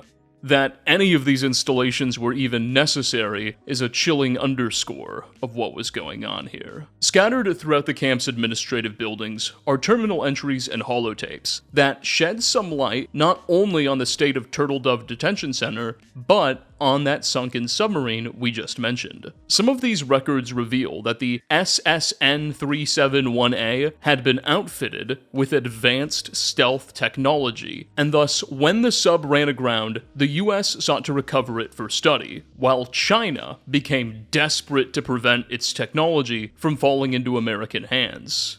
To destroy the sub, China dispatched one of its most skilled operatives, Wan Yang, codenamed the Five-Clawed Dragon. Unfortunately, for China, Yang was captured before completing her mission and imprisoned at Turtle Dove. Her remains can still be found in the morgue. One administrative terminal entry, titled Bulletin, Yang Capture/Transfer, reads as follows, quote, local community informants provided intelligence leading to the capture and arrest of a priority person of interest, Wan Yang, aka Five-Clawed Dragon. Yang is on file with the DIA, that's the Defense Intelligence Agency, we'll talk about them later, as a Chinese intelligence field agent operating within America and Canada over the past decade. Yang has been transferred to Turtle Dove Detention Camp for interrogation. Our office has so far declined comments to press and diplomats. Please have DoD Relations advise regarding a public statement. Unquote. Another entry, titled Intelligence Report, Wan Yang, reveals more of her story. Quote, Wan Yang, suspected Chinese operative. Previous incarceration, 2062 in Canada. That's before the war even started. Suspected in connection with Niagara sabotage. Yang escaped custody during transport to Albany, New York. Intelligence reports of Chinese activity in Maryland prompted local search efforts, which yielded an anonymous tip leading to Yang's capture and transfer to Turtle Dove Detention Camp. Demonstrates remarkable resistance to interrogation, but yielded classified, connecting the Chinese intelligence community to classified. Unquote. The Niagara sabotage this terminal refers to is never mentioned elsewhere in the series, leaving fans to speculate. Given the name, it may have involved the hydroelectric facilities near Niagara Falls, but that's just pure speculation. Whatever the case, Yang's exploits further confirm the idea that even well before the first shots of the Sino-American War had been fired, the two nations were fighting out a less visible conflict in the shadows. Finally, it appears Yang wasn't the only Chinese operative sent to try and disrupt the American recovery of their submarine, as within room 1D of the Homestead Motel, we can find the remains of a certain communist agent named Jiang. A nearby terminal and a series of holotapes we can collect reveal that after the capture of Agent Yang, America's adversaries were so desperate to prevent the recovery of their submarine that they sent a second agent, this one, Jiang, to complete the mission. He posed as a Chinese defector, eager to assist the Americans in studying and interpreting the structure of the sub, but his real mission was to initiate a self-destruct sequence and destroy the vessel as soon as possible. Alas, the bombs went off well before Jiang could act. Nonetheless, we'll actually have the opportunity to finish this guy's mission and self-destruct the submarine anyway. Upon doing so, we can return to the hotel room and view the terminal, where a new entry titled Extraction Details will now be present. Quote, Agent Jiang, receive automated correspondence of Chinese Intelligence Ministry. Remote positive of mission parameters satisfactory. Orbital intelligence verifies SSN-37-1A termination. Please note following from Intelligence Officer, Agent ID unavailable. Agent, if you are receiving this message, then our satellites have registered the destruction of your objective. Well done. Please report to my personal bunker, hidden among the grounds of Calvert Mansion. Coordinates have been provided with this transmission. The bunker is hidden. Your pair of cryptochromatic spectacles have been hidden in the water tank of your toilet in your safe house. Retrieve them if you haven't already. Here is the sequence to unlock the bunker. Once inside, the passphrase is Seraphim Descending. I look forward to congratulating you personally, Agent. Unquote. This is kinda neat, confirms that there are still automated Chinese satellites in the cosmos by 2277. We've long known that's been the case for the United States, but it's neat to find out that their adversary had the same fortunes. But I digress. The terminal then directs you to a hidden bunker beneath the Calvert Manor for extraction. We access this bunker by completing a puzzle in the manor's greenhouse, which opens up a hidden door to a small Chinese intelligence base, full of Chinese officer swords and other such items. Hilariously, when we're ready to proceed with our extraction, we access a terminal with a single entry, which says, You have done well to get this far, Agent Jiang. Your payment has been transacted to your next of kin under the pretext of a ration lottery. With deepest regret, however, your life must be terminated for the good of the People's Republic. Go with dignity, honorable soldier. The bunker then fills up with radiation, and we have to escape before it takes us out. And with that, our brief and very belated service to the People's Republic comes to an end. Note that the reference in this terminal to a ration lottery implies the existence of consistent government rations to civilians, which may further illustrate just how dire the circumstances of this war are. But we know the United States has been suffering from similar resource limitations and regular food riots, so maybe we shouldn't read too much into it. Whatever the case, something that I think often gets really overlooked in the discussion of this short sequence, and the broader Point Lookout DLC as a whole, is that the Chinese apparently had a base built beneath the Calvert family manor. The Calverts, as we learned during the events of the main questline, were an extremely prominent American family that counted over 10 sitting US congressmen, including 3 senators, and several governors among its ranks. It even implies that one of their members was a major party nominee for the office of president before their campaign was defeated. During the events of Point Lookout's main story, the primary antagonist is a certain Professor Calvert, the floating brain in a jar of one of the Calvert family's late members who's trying to turn himself into a sort of god. He's crazy. Anyway, that the Chinese were able to build this bunker right on their property, literally underneath their greenhouse, meaning it was built before the foundations were even poured, likely indicates that at least some of the pre-war family's members had been colluding with the enemy. The People's Republic of China appears to have compromised at least one of the country's most well-connected families who had been deeply involved in government. One more reason to side with Desmond Lockhart.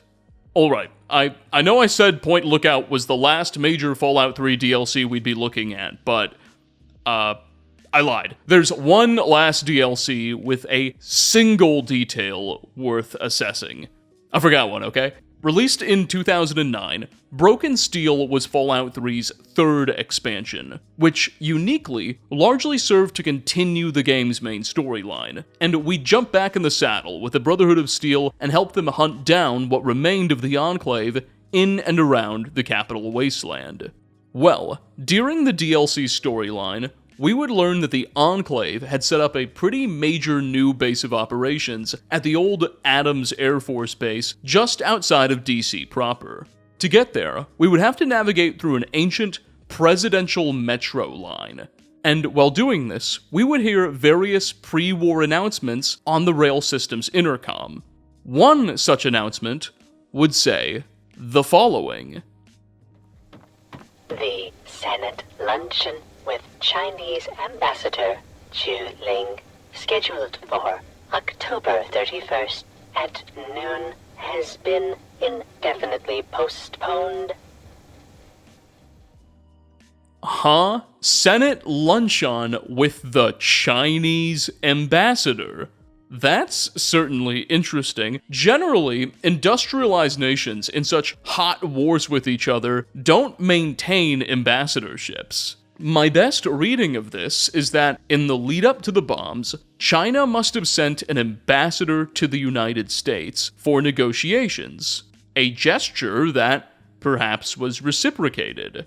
That this Chinese ambassador was being treated to a Senate luncheon is also pretty strange. It implies a rather cordial and respectful relationship that you just wouldn't anticipate given the circumstances of this brutal war.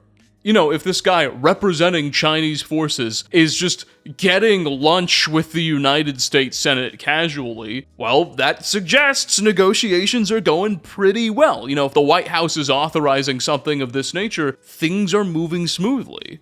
Whatever the case, this is the first hint of many we'll encounter throughout this video that as the Great War approached, both nations were actually in the midst of some pretty serious diplomacy and negotiations, albeit clearly failed negotiations. Alright, at last we've wrapped up Fallout 3's lore, and now it's time to move forward into the next entry of the franchise, Fallout New Vegas. Released in 2010 and set in the Mojave Desert roughly 4 years after the events of Fallout 3, New Vegas wasn't developed by Bethesda Game Studios. Instead, Bethesda handed the project over to Obsidian Entertainment, a studio founded in 2003 by several of Fallout 2's senior developers. Among them, producer and lead designer Fergus Urquhart, writer Chris Avalon, senior designer Chris Parker, and many others. In effect, Bethesda subcontracted the game's development, bringing many of the original minds behind the Fallout franchise back into the fold. And in many ways, they picked up right where they left off regarding Sino-American war lore. One of the first locations many players will stumble upon, just east of Goodsprings, is the Yangtze War Memorial, which consists of a large cross on a hill overlooking the desert. There's not much context given to this site, no NPCs reference it in dialogue, nor does it come up in any quests or anything, but given its map name, this is clearly a memorial to American troops who must have died fighting alongside the Yangtze River in mainland China. Nearby will be a small plaque with the barely legible names of about 60 US service members, who were presumably locals who gave their lives in the campaign. Recall how earlier in Fallout 2, President Richardson mentioned American troops fighting from the Yukon to the Yangtze. This memorial seems to confirm that he wasn't lying, at least not about that detail. Now, at this point in the video, we've long understood that the United States launched some kind of invasion of mainland China, but the existence of a Yangtze campaign right alongside one of their principal rivers really does suggest that the war was going quite poorly for China at this point. Presumably, any American invasion directed along this river would have started on the Pacific coast, putting the city of Shanghai right in American crosshairs. And indeed, one New Vegas DLC confirms as much. Released in May of 2011, the Honest Hearts expansion took players to the wilderness of the old Zion National Park, in what we would recognize as Utah. In and around a location known as Stonebones Cave on the map, we could find the remains and the electronic journals of a man named Randall Clark, a former US Marine and survivalist who just so happened to have been on a solo road trip near Zion National Park when the bombs fell in 2077. Clark's left behind terminal entries and holotapes, which function as his diaries, represent one of the most gripping stories that New Vegas, and indeed the entire Fallout franchise, has told. The earliest ones deal with Mr. Clark's shock at the bombs falling, how his car was stopped on the highway by an EMP, and how he ultimately found shelter in this cave. He mourns the fact that his family back home likely perished with the Great War. But as the years tick on by, we read and listen to Randall grow more and more familiar with the changing wasteland, his first encounter with ghouls and raiders, and he later develops a sort of sympathy for nearby tribes. Altogether, there's like 50 years of material Clark left behind for us to read before he passed away in the 2100s. Anyway, within Clark's old cave, we can find a unique set of Desert Ranger armor, which apparently was once used by US Marines during the Yangtze campaign, and fell into Clark's possession afterwards. The suit doesn't seem to have originally been his, rather it's implied that he either acquired it from a friend in the service before the bombs fell, or somehow stumbled upon it afterward. Now, here's the cool part, at least for our purposes. This armor's helmet features the words, "Forgive me, Mama," on its front, and the cities of Shanghai and Nanjing on its back, accompanied by the months this soldier was deployed there. Under Shanghai, the months of September through May are listed, while Nanjing starts in June and ends at a scratched-off September, possibly implying forces had to retreat from there, but it's not obvious. It's unclear which city he was in first, no year is provided, and the months are listed in such a way that either city may have come before the other. Shanghai is closer to the coast and seems like the likely first target in the event of an amphibious assault, and Nanjing would likely follow, but we have no definitive confirmation. The lack of a year is particularly frustrating. The Fallout Bible tells us that the US invasion of China began in 2074, but doesn't specify the front that was opened, nor are Avalon's writings necessarily canon anyway. No matter, this does seem to confirm major battles were taking place over two of China's largest cities, likely with both of them falling under American occupation, at least for some period of time. Now, I can't stress this enough, but the fighting here would have been hell on earth. When you think of a Yangtze River campaign, you might imagine soldiers prancing around open Chinese country and river valleys, and there is some of that on the eastern Yangtze, but as this helmet confirms, the fighting was likely all grueling urban combat. The Yangtze campaign and battles of Shanghai and Nanjing would have made Stalingrad look like a skirmish. US power armor troops and legions of Robco robots supported by vertibirds and Stingray bombers would have been duking it out with whatever the Chinese could field, in the ruins of cities once populated by tens of millions of people. I think today, the combined Shanghai and Nanjing metro areas have over 50 million inhabitants. Even more horrifying is the likelihood that both sides were deploying bioweapons in the middle of all this. The helmet is a gas mask, after all, so throw early-stage death claws and super mutants into the mix, and you get an idea of what a nightmare the Yangtze Front could have been. The battle for Alaska, where the Sino-American War started, itself was likely a small sideshow as the conflict really matured. We'll talk more about the Yangtze Front later on. Speaking of other fronts in the Sino-American War, just west of Cottonwood Cove, an old town on the Colorado River, which was recently seized by legionaries in an amphibious assault and now serves as something of a major legionary beachhead in the Mojave, we can find a small sniper's nest overlooking the occupied town on a hill, used by NCR forces to take pot shots at the invaders.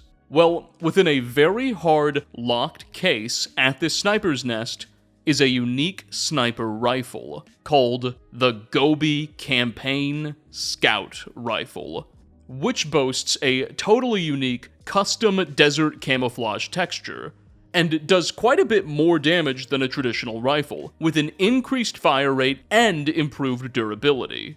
No further context on the history or nature of this weapon is available, but it seems to allude to some sort of military campaign in the Gobi Desert, which is split along the border of China and Mongolia. This is certainly an odd place for an independent military campaign, at least if the United States was involved.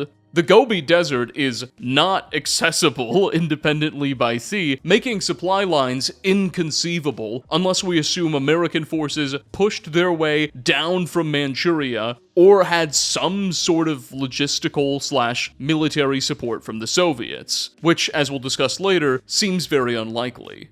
Perhaps this is further evidence that Mongolia was one of the nations annexed by China. Whatever the case, while New Vegas provides us with virtually no additional insight, we will hear just a little bit more about this Gobi campaign in a bit. So let's just move on for now and put a pause in this thread. Veronica Santangelo is a Brotherhood of Steel scribe who we can meet hanging out around the 188 trading post at just about any point in time in the game. Evidently, her primary role within the Brotherhood is running around the wasteland and gathering supplies, a task she loves almost as much as the Paladins love the peace and quiet while she's gone. We can recruit her as a companion for free at any time, so long as we are not enemies with the Brotherhood. During her companion quest, I Could Make You Care, we journey with her down to the ruins of Vault 34, whose principal experiment was allowing Vault dwellers to access a massive armory with state-of-the-art equipment at any time. You can guess just how well that experiment went. Anyhow, during this mission, we and Veronica could come across a unique pulse gun which evidently was designed to combat power armor. Veronica may comment on this weapon and say the following. Electromagnetic weapon from before the Great War. Experimental. It never saw mass production. But they were building it as a countermeasure to power armor, which they feared the Chinese were developing. So, the US military feared, perhaps believed, that the Chinese were developing their own power armor and were making preparations against it. Recall how earlier, Chris Avalon's Fallout Bible referred to the Chinese as rushing to develop their own power armor after it was debuted on the Alaskan front by American forces in 2067. Once again, the technically non-canon Fallout Bible finds itself supported by actual in-game content. And finally, our last stop in the Mojave is a place we've already visited, the Hoover Dam. The location that was once meant to be central to the cancelled Van Buren game plays an even bigger role during the events of New Vegas' main questline, as its unmatched power production and central position as a gateway to and from the Mojave make controlling it the decisive goal of all of the game's major factions. Oddly enough, though, New Vegas' developers, many of whom worked on Van Buren, seem to have paid homage to the old Hoover Dam sabotage story that was described in VB's design documents. You see, according to New Vegas's lore, the New California Republic discovered and took over the remains of the Hoover Dam in the year 2274, about 14 years prior to the events of the game, and very shortly after were able to bring it back online, and the dam quickly became the backbone of Southern California's power supply. Well, apparently, when NCR soldiers first secured the structure, they found something strange inside. Within the Hoover Dam offices, there's a terminal titled Inventory, with an entry called No Clue What These Are. It reads, quote, Johnson, I've come across a crate with a couple of suits made from a material I don't even recognize. Do you know what the hell this is? Looks like pre-war tech to me. The eggheads we have down here are mostly glorified mechanics, so they just scratched their heads when I showed it to them. Unquote. A follow-up entry is titled, Great. Just great. Quote, remember those suits I told you about? Gone. Some jackass ordered a complete reorganization of our storage system, and I can't find anything. Wonderful. I guess they'll turn up sooner or later. Unquote. And, in a nearby storage room, the courier can find 2 Chinese stealth suits just hanging out in a wooden crate. A clear nod to the attempted Chinese stealth sabotage of the dam mentioned in Van Buren and that cut Anchorage terminal. It's worth noting that these are the only Chinese stealth suits we can acquire at all in the New Vegas base game. No others exist. Despite using the exact same model and texture, and even asset IDs, these suits are also a bit worse than their Fallout 3 counterparts when equipped. They don't create a stealth field when you crouch, and they only add a +5 sneak multiplier versus Fallout 3's +15. Nonetheless, the devs here are clearly playing around with the idea of a pre-war Chinese infiltration at the dam. Furthermore, and maybe I'm reading a bit too much into this part, but in New Vegas, the Hoover Dam and Lake Mead areas are absolutely swarming with lake lurks. These are strange, part human, part aquatic, maybe amphibian creatures that are extremely hostile and chased after the player, attacking with claws and these strange shriek range attacks. They seem to fundamentally be reskinned Mirelurk Kings from Fallout 3, but Mirelurk Kings tend to live around Mirelurks, and Lake Lurks don't do that. Anyway, a popular held theory within the community is that both Lake Lurks and their Fallout 3 counterparts may have been mutated by more than just radiation. You see, most of the mutants that were created from just rads, which we encounter in the franchise, tend to merely grow in size and become more aggressive, perhaps also going through some comparatively minor anatomical changes. Think of rad roaches, or bloatflies, or even normal Mirelurks. They just got a little bit bigger and more aggressive. Things like Brahmin and Radstags may have additional heads, but that's about as crazy as it gets. Lake Lurks, however, and Mirelurk Kings are different. It's almost as if they represent a splicing of human and amphibian DNA. They have primate-like bone structures, primate-like faces and muscle insertions, but aquatic fins, 4 fingers, animal-like claws, and an ability to breathe underwater. Perhaps these creatures, much like Deathclaws, were actually the result of pre-war genetic experiments rather than just the consequence of radiation-induced mutation. Creatures that the late US government and maybe early Enclave were working on in hopes of using against the Chinese that escaped in the aftermath of the Great War. If that is the case, which I personally suspect it is, you have to wonder why so many of them have flocked to and around the Hoover Dam. And again, if you've ever played New Vegas, you know that I'm not exaggerating here. There are dozens upon dozens of these guys hanging around Lake Mead with no explanation as to why and no other creatures near them.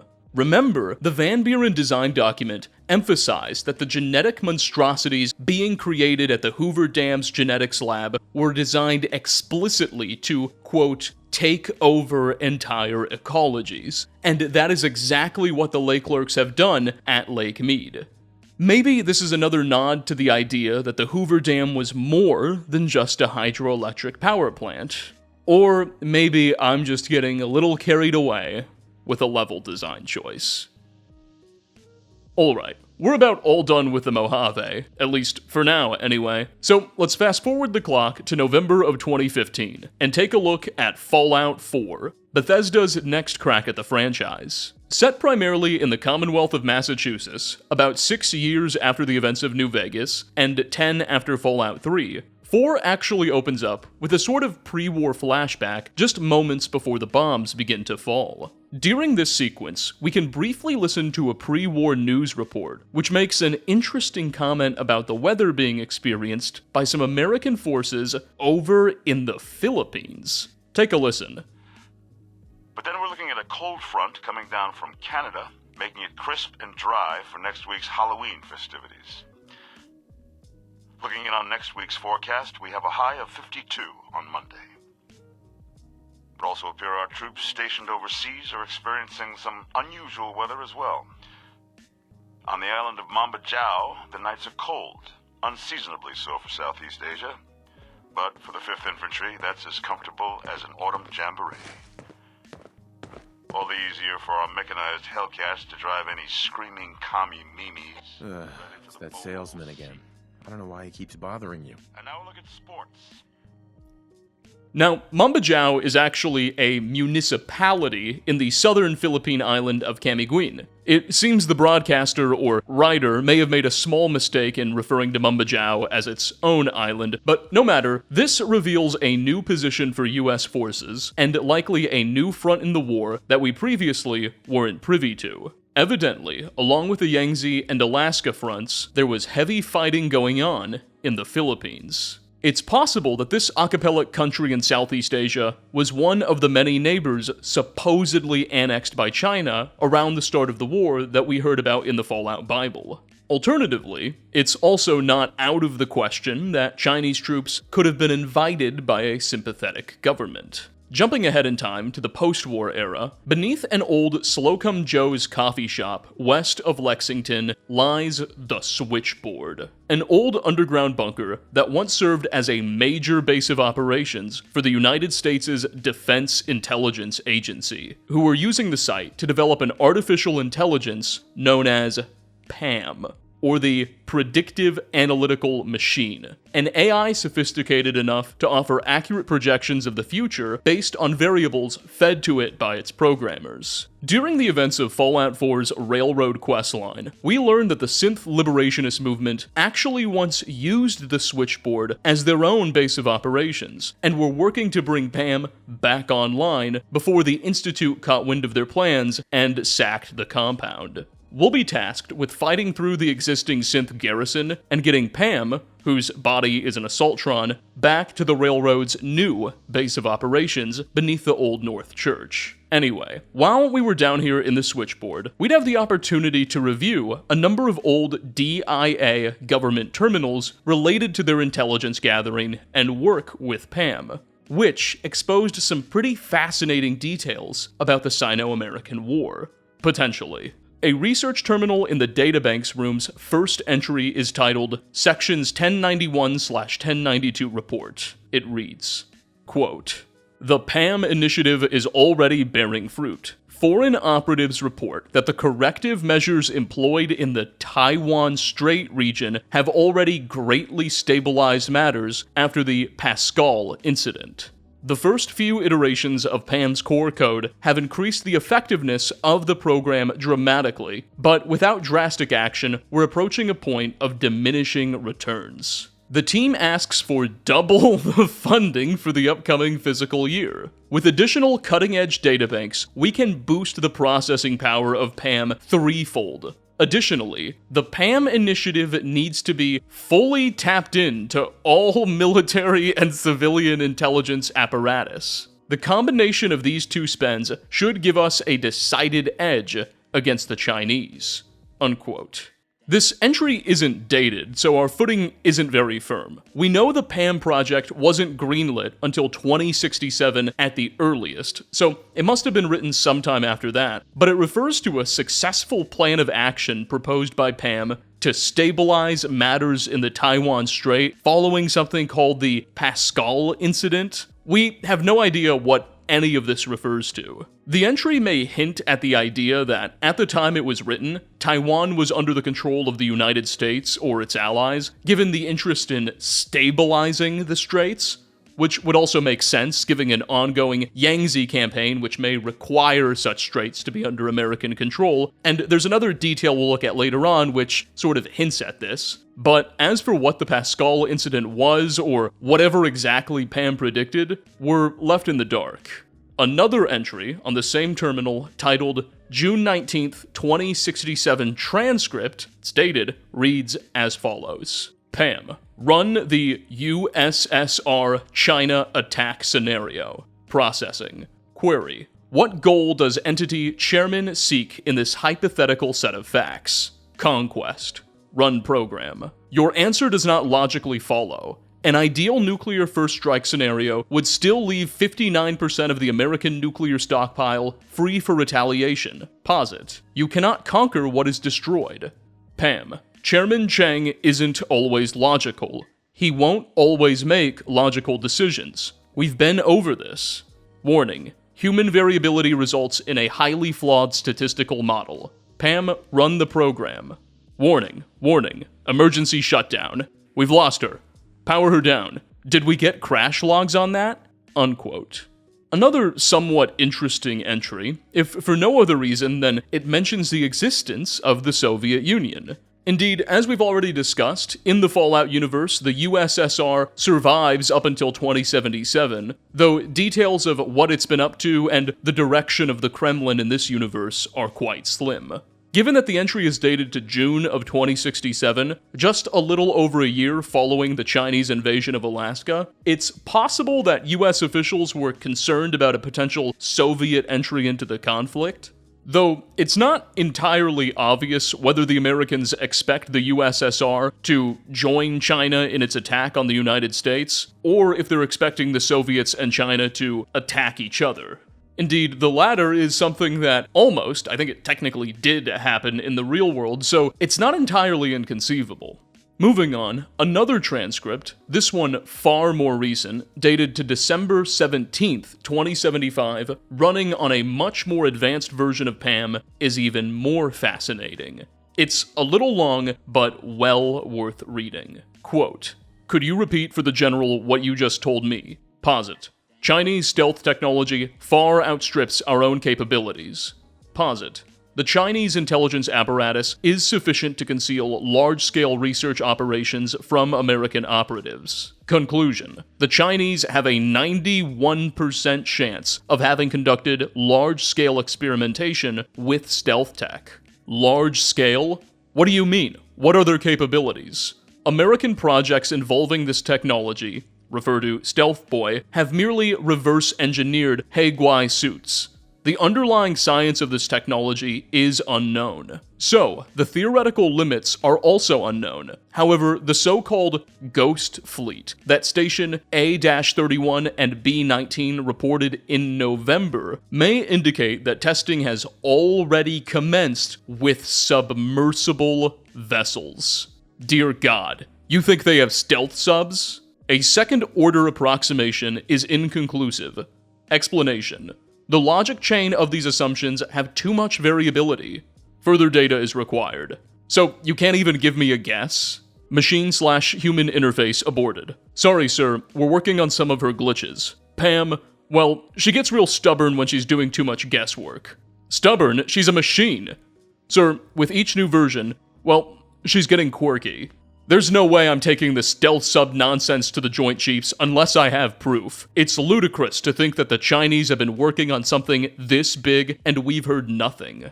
Virtually no actionable intelligence has come out of the Shanxi province for 3.1 years. However, the province reports a spike in the imports of complex polymers and other key synthetic compounds. The quantity in question is consistent with stealth technology research on the macro scale. Unless you can give me something concrete, I don't want to hear another word about this. Unquote. So, as of 2075, Pam was warning the Defense Intelligence Agency that China may be exploiting its advantage in stealth tech to create a fleet of super sneaky ghost submarines. The AI warns that its predictions are flimsy and inconclusive, but well worth considering. The general it's speaking to fears bringing such flimsy data to his superiors. It seems very possible that the grounded stealth submarine we found back in Point Lookout, the one that the Chinese were so desperate to keep from falling into American hands, was related to this initiative, suggested by Pam. Furthermore, and once again I'm getting real ahead of myself, and we've talked about this piece of media before, but back in December of 2023, in preparation for the upcoming release of the Fallout TV show, Amazon Prime published a 1-hour live stream to their YouTube channel, titled Fallout, a special live report from Galaxy News, which depicted an in-universe pre-war Galaxy News broadcast set sometime around late January of 2077, leading up to the opening of Vault 33. After the hour was up and the broadcast ended, Amazon simply published a new trailer for the show. Anyway, the livestream was nothing crazy. There was basically no B-roll. The screen simply displayed a static image of Vault 33's door with a news ticker on top of it, and occasionally we can overhear quips from a newscaster who is growing increasingly bothered by technical difficulties. Well, the news ticker at the bottom of the screen featured several headlines on loop, including one which read, "Developing. Reds continues to deny existence of stealth submarines. U.S. intelligence suggests otherwise." Thus, the references to a Chinese ghost fleet are pretty significant. Indeed, there's one more we'll be looking at shortly. Clearly, while the US had pushed the Chinese out of Anchorage by 2077 and were well on the offensive, China remained a formidable adversary, with a number of cards it was still yet to play. Now, we're about all done at the switchboard, but before we return to Fallout 4, there's another weird detail mentioned in this broadcast, which I think warrants discussion. This isn't mentioned on the ticker, but at about the 30-minute mark, the radio broadcaster says this. World news stories. Breaking. Breaking news from the international desk. Peace negotiations between America and her adversaries crumbled in Anchorage, Alaska this past weekend, a city recently liberated from foreign occupation, leading experts to believe nuclear war is indeed on the horizon. One more reason, America, to tune into the presentation Vault Tech has for us today. Preparation, resilience, and smart spending are the only way our precious republic makes it through that long, dark night. Two things here. This confirms that in early 2077, there were some peace negotiations being held, seemingly within the recently liberated city of Anchorage, which also failed.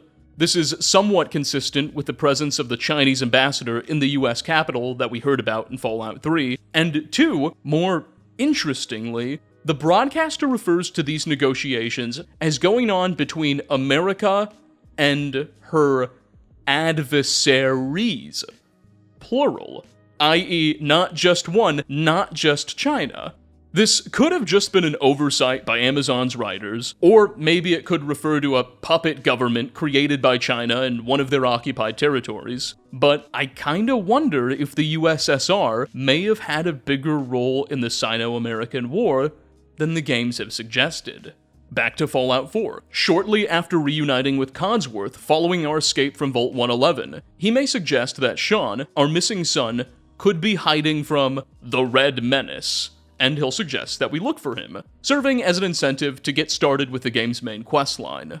Well, if we decide to press Codsworth on what exactly he means by a Red Menace, he'll say this. Sir, I have been thinking, if something is amiss, your loved ones may simply be hiding from the Red Menace. The Red Menace? Why, the communists, of course. The Russians and the Chinese.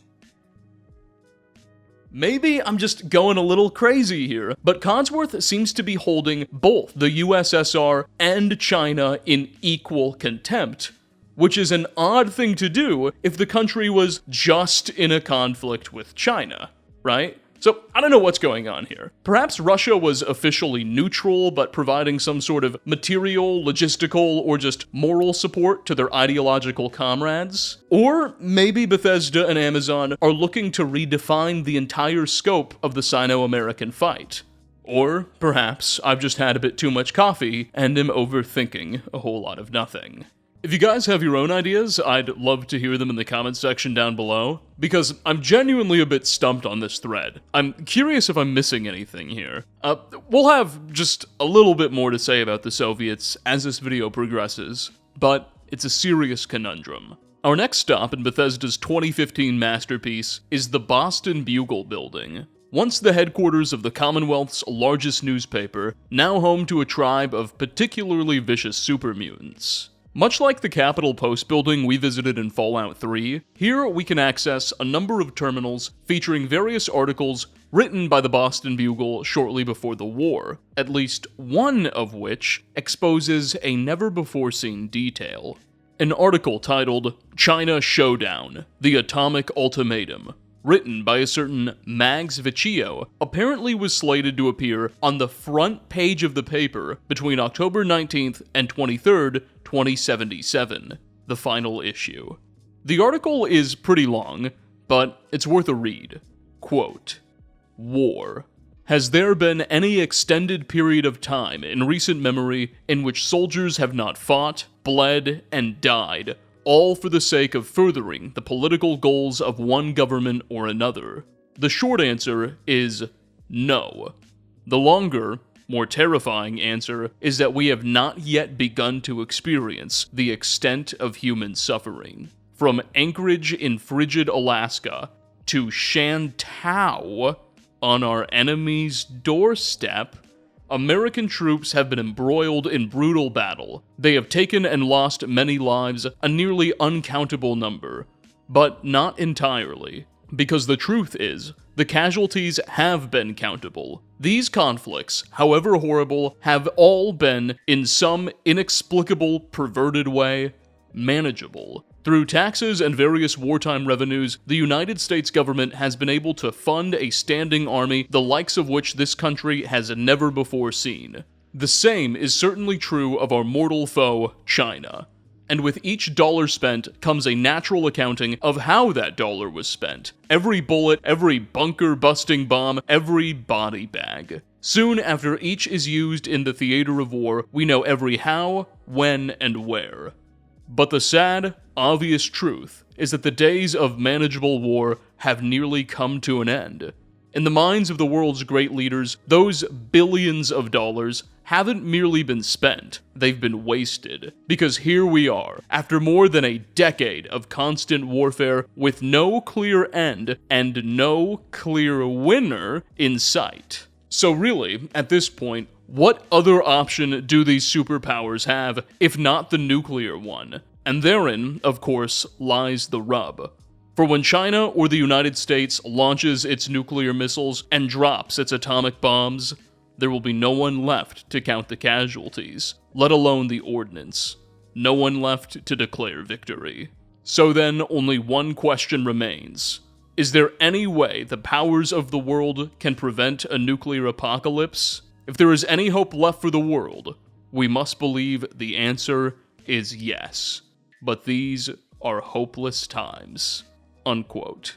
So, for one, this article's primary purpose is to lament the absurd amount of resources wasted on this conflict, and to complement that picture with a suggestion that both sides may finally be reaching something of a breaking point, with nuclear war the likely result. It's a grim picture this article paints, but what I'm really interested in is how it seems to reveal a previously yet unknown position for American troops. Quote, "From Anchorage in frigid Alaska to Shantou on our enemy's doorstep."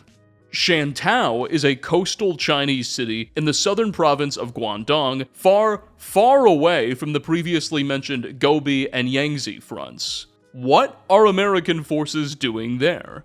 I mean, presumably they're occupying the city, but you know what I mean.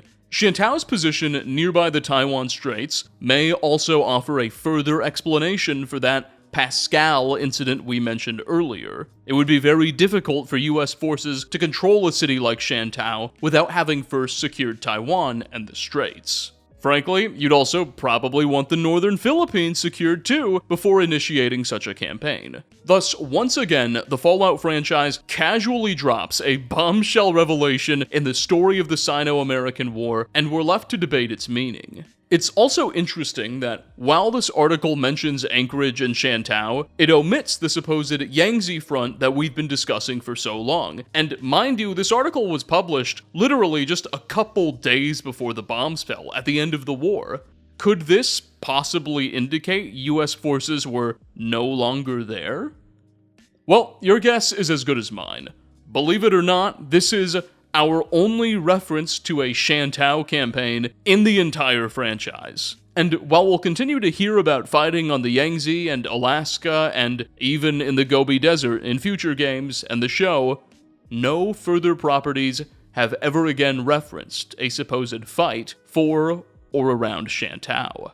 Moving on with Fallout 4 lore, I'm sure many of you have been waiting for this moment since the video began. The Yangtze 31 is an adrift Chinese nuclear submarine we can find just bobbing around the Boston harbor.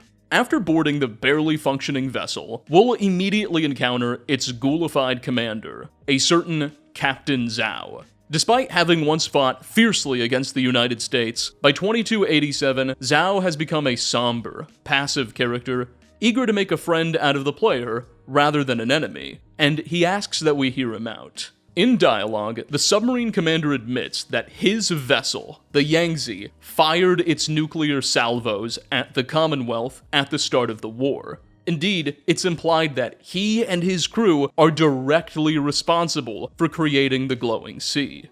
After releasing their bombs upon Boston, the Yangtze and its crew prepared to make the long voyage back to China. It's not clear whether or not they were even still in contact with Beijing by this point, but almost immediately after turning back, the submarine struck a mine, which almost destroyed the engines and caused tremendous damage to the nuclear reactor.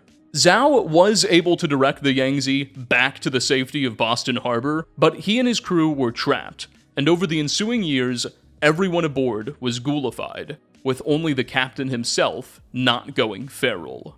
Essentially living in isolation for 200 years in the shadow of the city he destroyed has rendered Zhao a deeply remorseful character who genuinely regrets his involvement in the Great War. Now, he just wants to go home.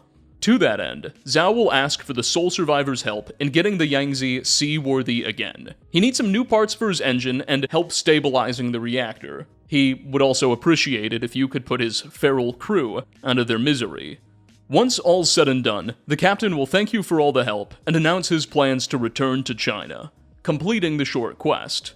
He'll also reward the sole survivor with 3 homing beacons, which allow you to call in a mini nuclear strike from the Yangtze on certain targets if you ever find yourself in trouble, which is a pretty cool benefit. Nonetheless, even after repairs, his submarine will never actually leave the Boston Harbor, though he promises to do so soon. Now, interestingly, despite Zhao being the only living survivor from the Chinese side of the war, who we can actually have a conversation with, he doesn't have a whole lot to say about the conflict beyond his involvement in firing the Yangtze's nukes. However, depending on how you play your dialogue cards with him, you may hear at least one very strange comment. After helping him stabilize the submarine's reactor, he'll ask if we're hurt, and we can choose a sarcastic option, making light of his concern. Upon doing so, he'll say this. No difficulty with the warhead, I trust. Nah, no sweat. The radiation did give me superpowers, though. X-ray vision. Love the leopard G-string. 200 years, and your humor is still bad. America liberating Anchorage. Now that was a good joke. Now, here is what you must do. What does this Chinese captain find so funny about the liberation of Anchorage? It certainly seems that he's implying the American victory there wasn't as spectacular and glorious as we've been led to believe. We've already discussed how the terminals at the Virtual Strategic Solutions compound deliberately cast doubts on the authenticity of the events we experienced in the Anchorage simulation, but even then, all of our sources up until now consistently have suggested a pretty serious American victory occurred there. So what's Zhao trying to say? Perhaps by the time of Anchorage's reconquest, China was already so beleaguered and focused on the defense of the mainland that they weren't even taking the Alaskan front very seriously, hence rolling their eyes at American celebrations of victory. Alternatively, maybe the Battle of Anchorage as we understand it didn't really happen that way. Chinese forces may have already been well on their way towards abandoning the city to defend the home front, and America was patting itself on the back for defeating a skeleton garrison or two.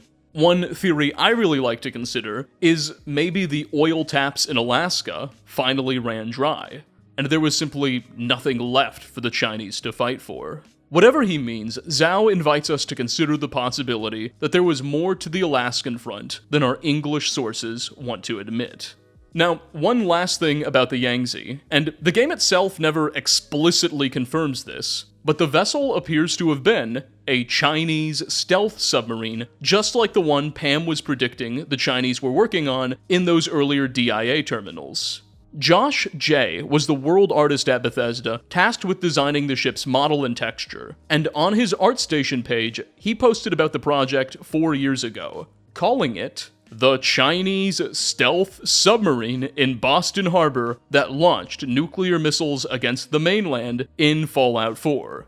Now, we're about all done with Fallout 4 China lore, and I'm almost ready to move on to Fallout 76, which probably dives deeper into the subject than any of the other games. But first, there's another piece of lost media that I think we should discuss. You see, Brian Fargo was one of the founding developers of Interplay Entertainment way back in 1983. By the time of Fallout 1 and later 2's release in the late 90s, he was essentially the company's head honcho, bearing the titles CEO and executive producer. Though, by this point, most of his time was spent on actually managing the company and running its finances, rather than on game development. Whenever you boot up Fallout 1, to this day, one of the first screens you'll actually see says, Brian Fargo Presents. Because, while he may not have been intimately involved in coding the game, it was his money paying for those coders. Well, long after he had left Interplay, Brian Fargo donated a huge amount of his personal and professional materials, including notes, legal correspondence, game design documents, and all sorts of other things he had accumulated since the 80s to the Strong Museum of Play. This is a museum and archive in Rochester, New York, dedicated to all things gaming and even toys. Among the hundreds of papers Fargo turned over were the early proposals and design documents for a previously, never-before-disclosed, cancelled Fallout game that Interplay was developing in the early 2000s, called Fallout Xtreme.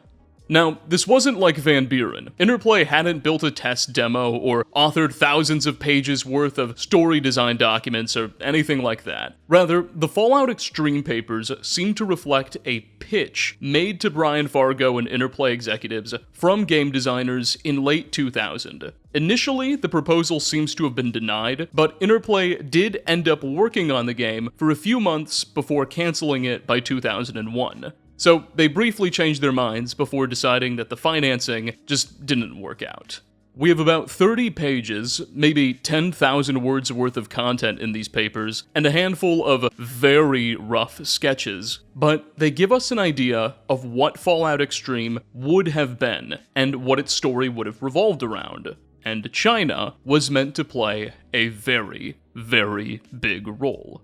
Apparently, the game would have completely moved away from the isometric format, being playable in either first or third person, designed to take advantage of the new emerging PlayStation 2 and Xbox technology. And in the game, you would command a squad of up to 4 characters, who could be recruited from the Wasteland and assume a number of specialties. The idea was for gameplay to emphasize strategy and tactics alongside shooter mechanics, kind of like an early Fallout Rainbow Six game. Anyway, the story would have been set sometime after the events of Fallout 2, in a world where the Brotherhood of Steel had essentially taken over the entire American West Coast, having evidently even overthrown the NCR and expanded as far north as Alaska. Mind you, this is not the wholesome Chungus Brotherhood of Fallout 3, but the extremely insular, xenophobic faction of the classic games, who seem to have been quite abusive towards ordinary wastelanders, drafting those they encountered into forced military service or labor, and apparently just going full enclave on any ghouls or super mutants. Thus, the story would follow the player's role in a rebellion against the Brotherhood, attacking their various forts, defending your own territory, and at the climax of the game, or what we're supposed to think is the climax, more on that later, pushing them all the way back to Alaska and storming their final compounds, only to discover that the Brotherhood was actually preparing to defend the United States from a much greater threat in the East.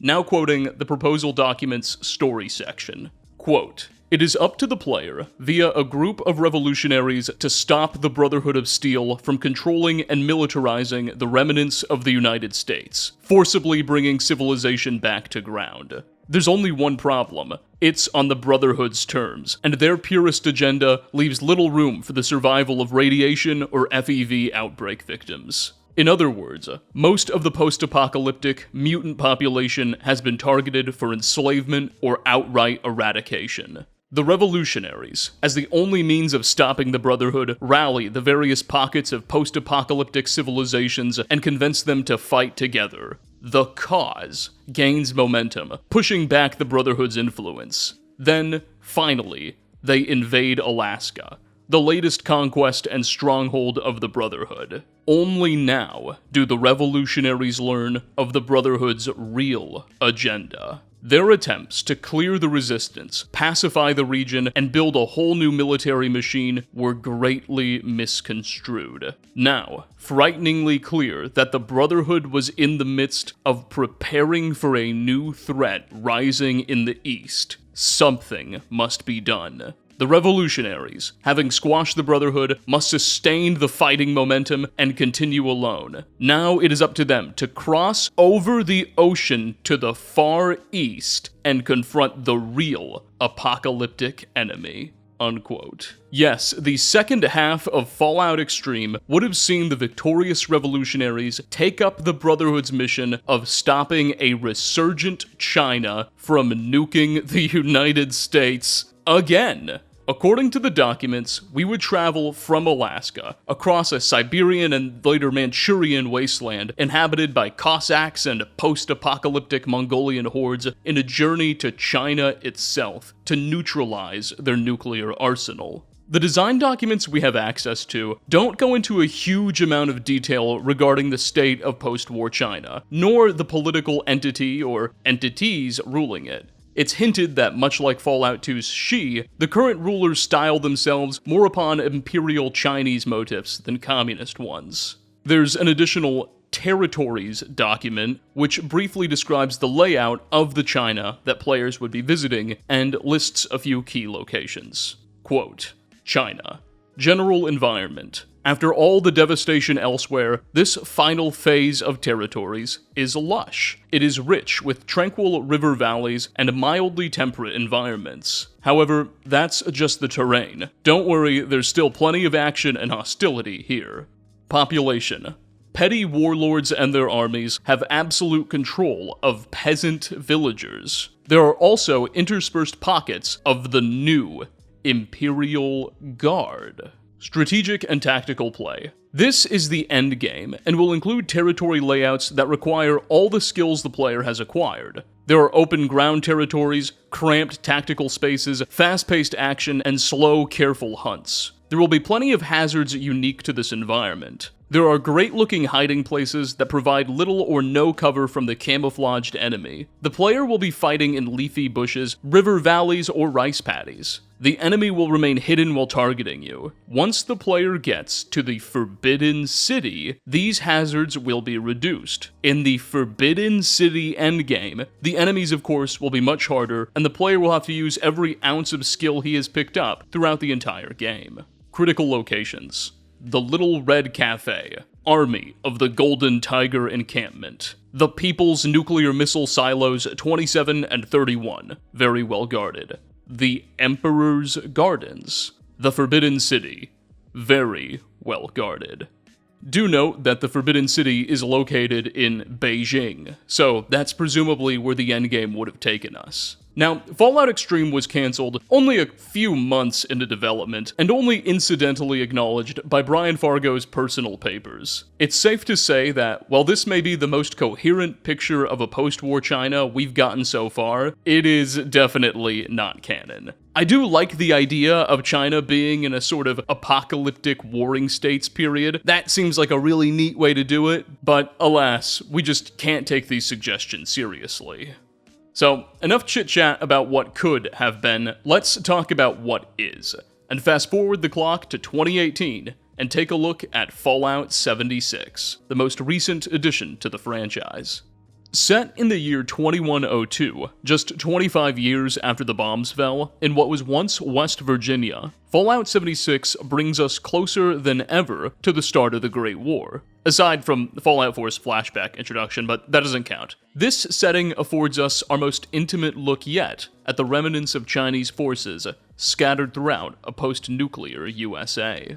One of the first enemies players will encounter after stepping out of Vault 76 are the small, four-legged, chicken-sized robots known as Liberator drones. Painted with a red star and equipped with Chinese vocalizations, their origins are immediately obvious. These adorably aggressive machines chase players, firing a weak laser that causes little damage while shouting Chinese propaganda. The design recalls the Chinese spider drones from Operation Anchorage in Fallout 3. Unlike those explosive models, however, Liberators prefer to harass and attack with ranged weaponry. It's easy to see how both designs may have emerged from the same line of military thought.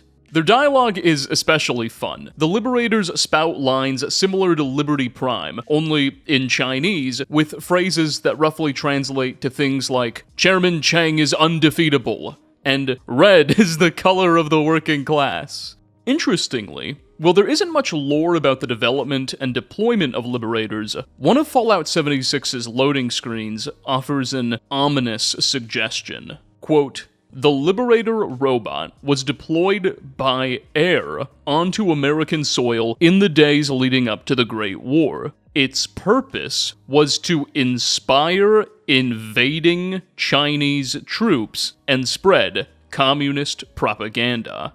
Unquote. Inspire invading Chinese troops? Hello? The loading screen seems to be implying that in the days leading up to the bombs, there were invading Chinese troops on American soil. Perhaps this is a reference to the Anchorage and Alaskan fronts, but otherwise this is a suggestion that we haven't encountered anywhere else in the lore up until now. Certainly not in Appalachia. Alas, there's some more lore in the game that somewhat affirms, if not recontextualizes, this loading screen. In the ruins of Morgantown lies another Mama Dolce's food processing factory. Its chimneys still smolder even 25 years after the war, and the site swarms with Liberator drones. Just as in Fallout 3, this factory was a front for Chinese intelligence. Evidently, the entire national company was something of a compromised asset. Beneath the factory, players can discover the Fujinaya Intelligence Base, a hidden Chinese spy bunker. Though abandoned, it shows signs of a recent raid. The facility once served many purposes, but its main goal was to carry out Operation Trinitite, a Chinese initiative to infiltrate and sabotage Appalachia's nuclear silos. The mission largely failed. Terminal entries reveal the agents' frustration with both American defenses and their own superiors. They complain about Beijing sending subpar operatives and the difficulties of recruiting local sympathizers. Eventually, the agents shifted focus towards research, experimenting with stealth suits, Liberator robots, and even, apparently, human biology. One grisly lab is littered with human bones and microscopes, though no further context is offered. The team faced constant logistical challenges. Being so far from home made it difficult to obtain necessary supplies, and the war effort was obviously a major drain on Beijing. Despite this, they did manage one notable success: upgrading the Liberator bots into stronger, more efficient versions of themselves, producing the Marks 6 and 7 variants, which players encounter within the base. These enhanced models look the exact same as the earlier ones, but deal significantly more damage and have much more health. A terminal in the launch bay provides some valuable insight. Quote, Director Summary, Liberator Production Roadmap. Over the past year, the staff of this facility have been dedicated to revamping the inferior Liberator prototype military infiltration and attack robot. The focus of this effort has been to address the following issues with the previous iteration. The small profile of the prototype model led to combatants not taking the deadly capacity of the robot seriously. We have offset this shortcoming with an intimidating paint job, as well as implementing inspirational dialogue protocol. This will strike fear into the hearts of enemy combatants, and will be an effective motivational tool for our forces as well. The prototype model had issues with spontaneous detonation of its capture avoidance systems. These issues have been resolved with the Mark 0 through 5 models. The prototype also had questionable combat effectiveness, mainly due to the low-level laser output that had a tendency to maim instead of kill. We have outfitted the current model range with a high-powered ranged laser, as well as spinning blades for melee altercations. That should address these shortcomings. Finally, we had planned for the current model range to deploy as a stationary turret on any surface as a direct response to the reports of inaccurate laser fire from the prototype. This has proved to be challenging, however, and will have to be put on hold until we begin working on the Mark 6. Regardless, we strongly feel that this new Liberator product line will serve as a successful vanguard force in the impending invasion. Our hope is that this summary will provide visibility into our operations and secure funding for the next round of covert field testing in the Appalachia region. Hail the People's Republic. Unquote. There's that language again. Impending invasion. This terminal entry all but affirms the idea that the Chinese were expecting to invade the United States? Presumably the mainland before the Great War broke out? Given what we've read so far about clear American offensives along the Yangtze, Shantou, and possibly even Gobi Desert, it seems delusional that Chinese officials would be focused on planning a strike on the American mainland. And yet, they were.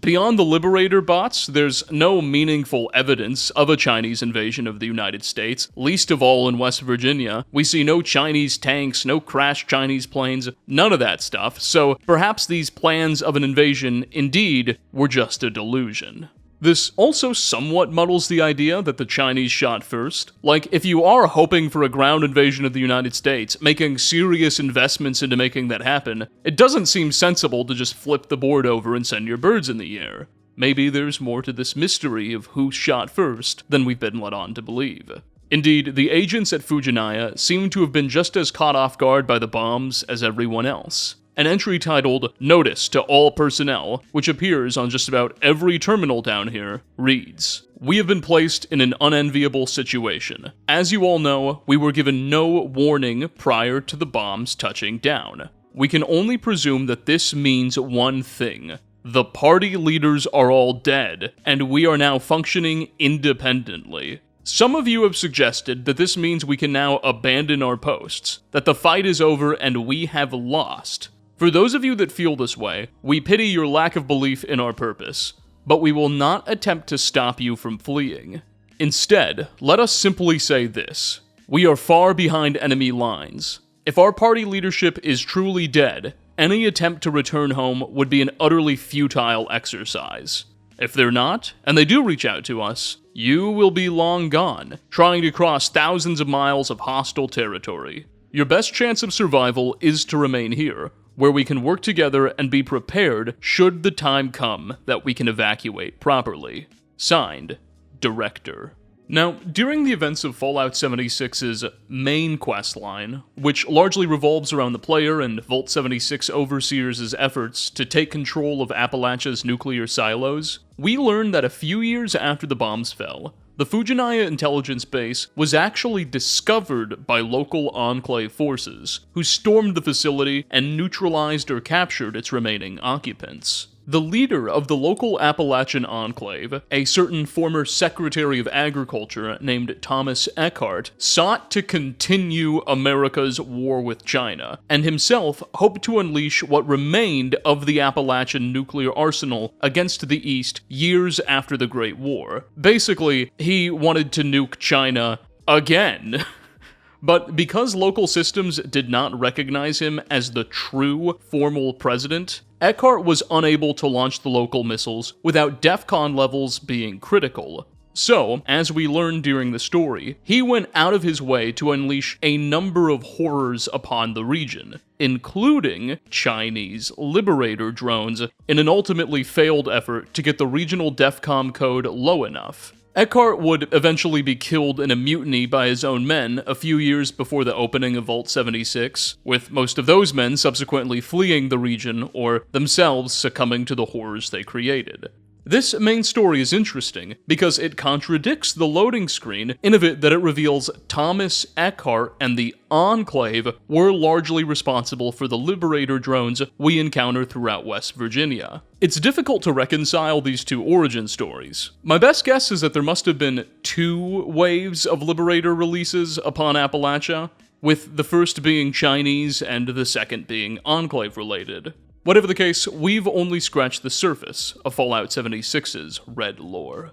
In March of 2019, Fallout 76 got its first major update, Wild Appalachia, which introduced a few new mechanics, new game modes, some crafting and building tweaks, and a few new quests. Now, this never actually made it into the game itself, but within Wild Appalachia's archive files, we can find several references to a seemingly cut quest called Mission Accessible, where, apparently, the player would encounter an old, secret Soviet bunker inhabited by a Miss Nanny robot who the Soviet agents reprogrammed and named Svetlana. According to the dialogue and quest marker files, we would work with Svetlana to complete a small obstacle course and oral exam, after which she would award us with the title of Official Soviet Agent, and presumably afford us access to some otherwise restricted areas of the bunker with more loot, completing the quest.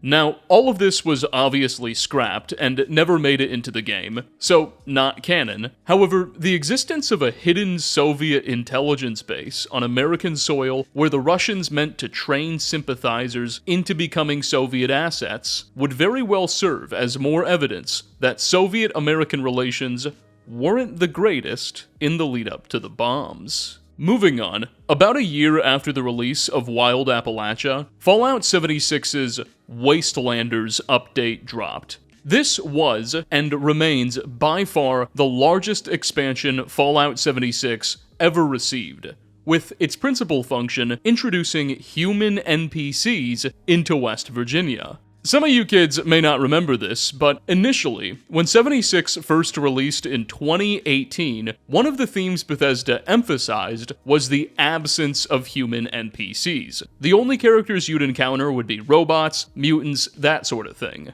All human correspondence came from holotapes and terminal entries. This was not a super popular design choice by fans, and so the company quickly went to work building an update that would include human characters and a whole new storyline and some locations to go with them. That was Wastelanders. One of the new locations introduced with the patch was this alien-like cavern just next to the White Springs Resort, called The Deep, which is home to a large group of ghoulified Chinese soldiers. Upon detection, the communist remnants will be very hostile towards the player, and we can fight our way to their main base, if you will, where we won't really learn much. The structure the Chinese have been using as an underground headquarters does have a few terminals, but apparently, upon hearing us coming, they wiped all of the important data. Only 3 entries remain. One is titled, Notice to All Personnel. It reads, quote, To all personnel, initiate facility data wipe procedures. American infiltration detected. proceed with Operation Piercing Viper, unquote. Another entry, titled Security Procedures, goes, quote, Facility Security Procedures. All personnel should openly display a facility ID badge at all times. Failure to do so will be met with deadly force. No unauthorized entry/exit from this facility without direct written consent from the director. Any unscheduled access to the facility entrance will be met with deadly force. This includes base personnel without explicit permission to enter or exit the facility. All personnel are subject to search of their person and personal effects at all times. Possession of any unauthorized contraband will result in application of deadly force. 4. If possible, detain and interrogate subjects before applying deadly force in order to obtain any relevant counterintelligence. Interrogation should last no more than 12 hours before subject termination. And a final entry, titled Tunnel Status, reads, quote, Tunnel 1, Mountains/North, active. Tunnel 2, Mountains/Central, active. Tunnel 3, Mountains/South, active. Tunnel 4, Mire, active. Tunnel 5, redacted. Dig in progress, unquote. So evidently the Chinese forces down here have been digging somewhere. What on earth? What were they trying to achieve? Also, as I'm sure you've probably noticed by now, the Chinese base itself is surrounded by a strange green glowing liquid. It's not at all clear what this is, however, a similar liquid can be found in fissure sites throughout Appalachia, ruptures in the ground where the scorched and scorched beasts can commonly emerge from, possibly connecting this cave with that phenomenon. So, what are the Chinese doing down here? Well, something resembling an answer, really not even an answer, just some more context, is provided during the events of the Wastelanders questline. You see, the Wastelanders expansion introduced its own story independent of the game's original one, where the player would be thrust into the middle of a conflict between a tribe of raiders that had moved into the north of the map, taking up residence in the Toxic Valley, and a much more peaceable coalition of settlers who have set up shop in the Savage Divide. If you choose to throw your lot in with the settlers, you'll eventually be given a quest called Invisible Ties, where the player is tasked with storming the deep in order to acquire a Chinese stealth suit that the settlers believe they need for an upcoming heist. When we attack the deep with the Invisible Ties quest active, we'll find a unique NPC, Agent Mo Chu, in the central structure's lower levels, who herself is wearing a unique Chinese stealth suit. The agent will ask that we hold fire, and explain that she's not actually here on her own free will, but rather has been forced into service. She explains that she was born in China before the war began, and seemingly since birth was trained as an intelligence operative, and sent to Appalachia sometime after the Chinese invasion of Alaska. When the bombs finally fell, with Agent Mo Chu's team no longer in contact with Beijing, she and another operative decided to flee their base and make a run for the capital wasteland, where they could have a new life free from the burdens of service. But, alas, decades after their escape, after she had already given birth to a daughter and settled in, Mo Chu was tracked down by some remnant of Chinese intelligence still loyal to the cause, who forcefully took her back to her post before she could say goodbye to her family. Now, there's a bit of a big sort of plot twist during our conversation, because we realize that the daughter Mo Chu left behind in the capital wasteland was actually Jen, one of the younger settlers of Foundation, who's actually been listening into our conversation on radio. She barges in the middle of it and has something of an emotional reunion. Now, our entire conversation with Mo Chu, and I guess her daughter, is a little long, but I think it's worth playing a good amount of it, because it really does provide us with our best description yet on the state of the post-war Chinese forces. Take a listen. Confusing. Not all of us have the luxury of choice. They threatened to kill my family if I didn't work for them. From what I have overheard on these listening devices, you are working with my daughter. She's on her way here, right now. I didn't want her to have to witness the inevitable. But here we are. So then, ask them. I did. They tracked me down with tracers in my gear years later. I thought everything was all over. That the governments were all gone. That I was free. If I had known, I would have thrown it all away and just hoped for the best. I thought holding on to it would save my life. But I was wrong. So wrong. Yes, I was trained from childhood to do this job. It's all I knew. I never chose any of this. It was either follow orders or die.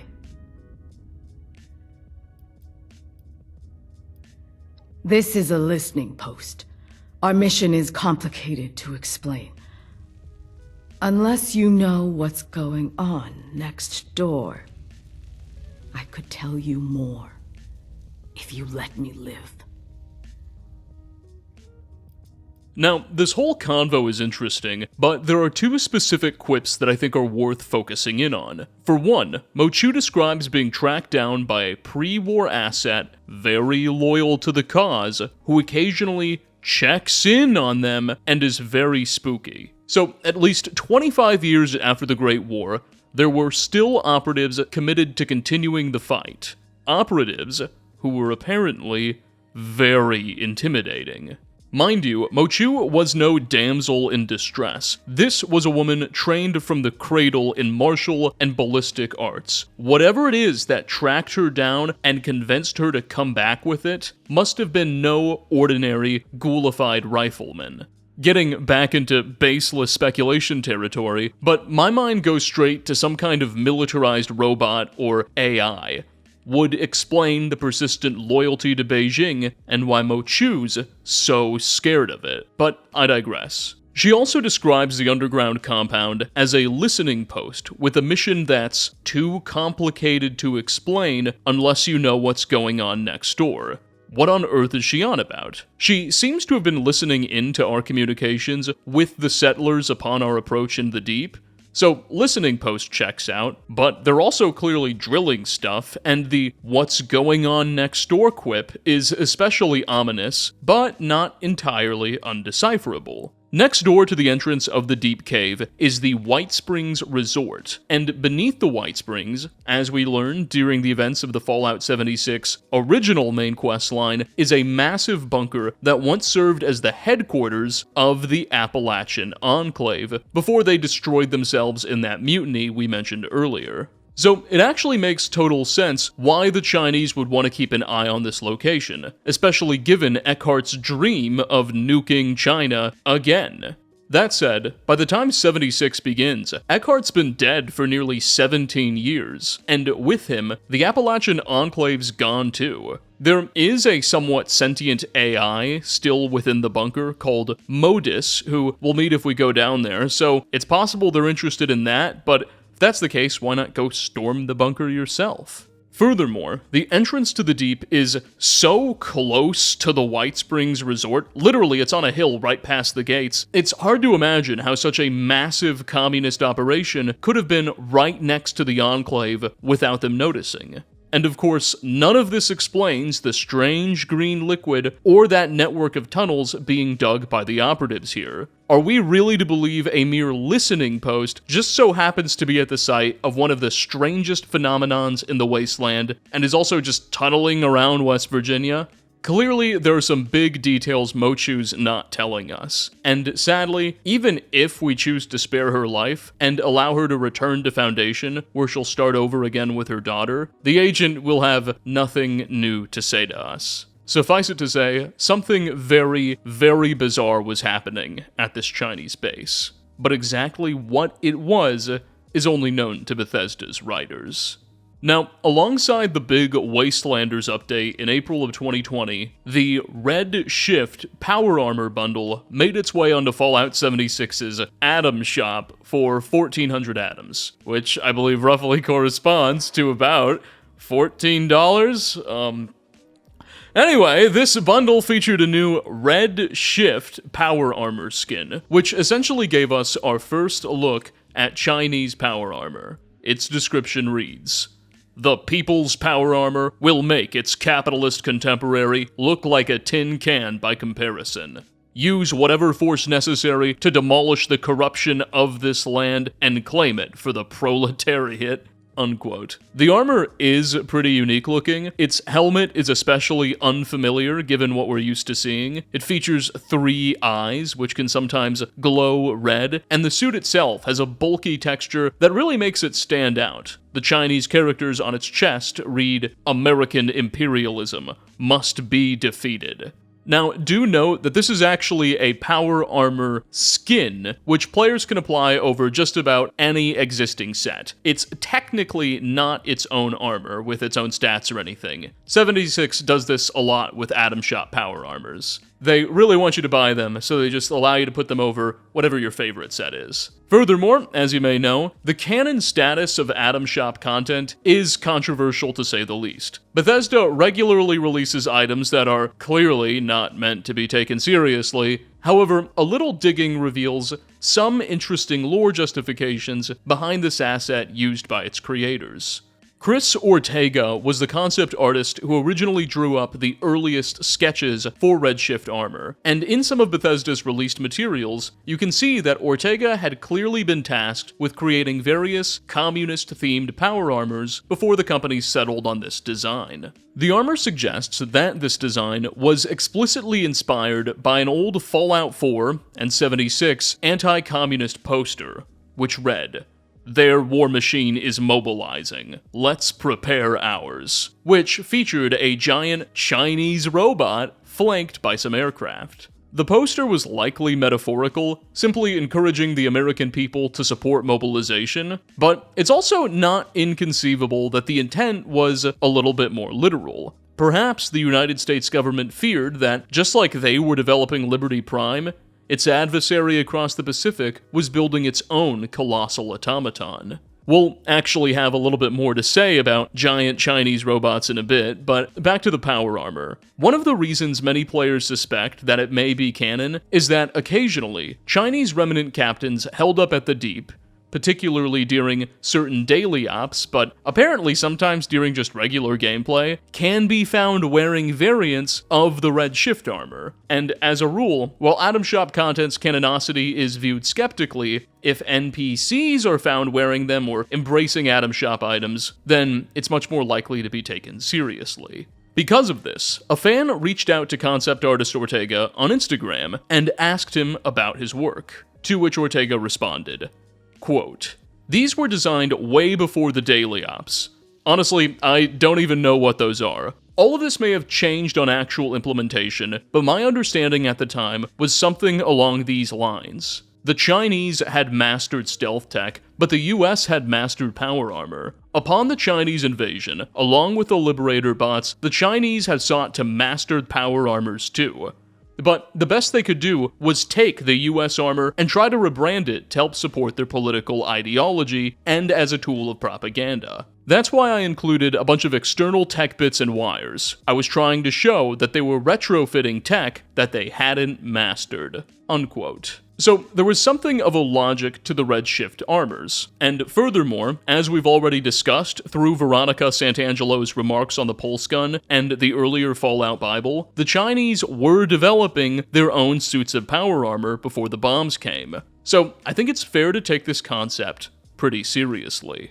In late September of 2022, Fallout 76 received its first Expeditions update, allowing players to board a vertibird and fly over to the ruins of Pittsburgh, Pennsylvania, or the Pit, as it's now known, a location that we also got to visit during a Fallout 3 DLC of the same name. Now, while there's nothing especially China-related in Fallout 76's Pit itself, we can speak to the pilot who flies us there, a woman named Lennox, who herself once served in the US Air Force. In some Radiant dialogue, she may make a couple of references to her actions in the Sino-American War. Take a listen. You better believe it. Did an off-the-book supply run over the Yangtze one time. Civilian aircraft. unarmored, right? Flew that sucker through a storm of Chinese artillery and landed safe on the other side, not a scratch on her. Furthermore, she also may say this story. You better believe it. Knew a fighter pilot. Long gone, but he was a live wire. Told me once about getting caught in a sandstorm over the Gobi. He was flying formation with 3 other jets when it hit. Came out of nowhere, he said. He ejected. Storm messed him up good, but he lived. When the storm cleared, though, his wingmen were just gone. Nobody ever saw them again. Nobody ever found the planes. Desert just swallowed them up. This right here seems to be our second reference ever to American military operations taking place in the Gobi Desert. The other one being that Gobi campaign rifle in New Vegas. Presumably, if this pilot was able to eject and survive, there must have also been some friendly American assets nearby for him to escape to or be rescued by. There's no way he would have made it back home that far behind enemy lines if there weren't some friendly forces in the AO. The full extent of what was happening in this desert remains insanely vague, but we can deduce that both American ground and aerial assets were involved in some kind of Gobi Desert campaign. And finally, we're almost done with Fallout 76 lore, but I think I've saved my favorite detail for last. You see, across Appalachia, there are these various Robco fun magazines that occasionally spawn in. There's about 8 in total, and they're all pretty rare, appearing in totally random locations and typically sharing spawn points with more common magazines, only reducing their frequency. Well, each Robco fun magazine collected by the player, where you're able to find one, will give you access to a different Pip-Boy holotape game. Little mini-games you can play on your Pip-Boy, all inspired by more ancient games of the late 80s and early 90s.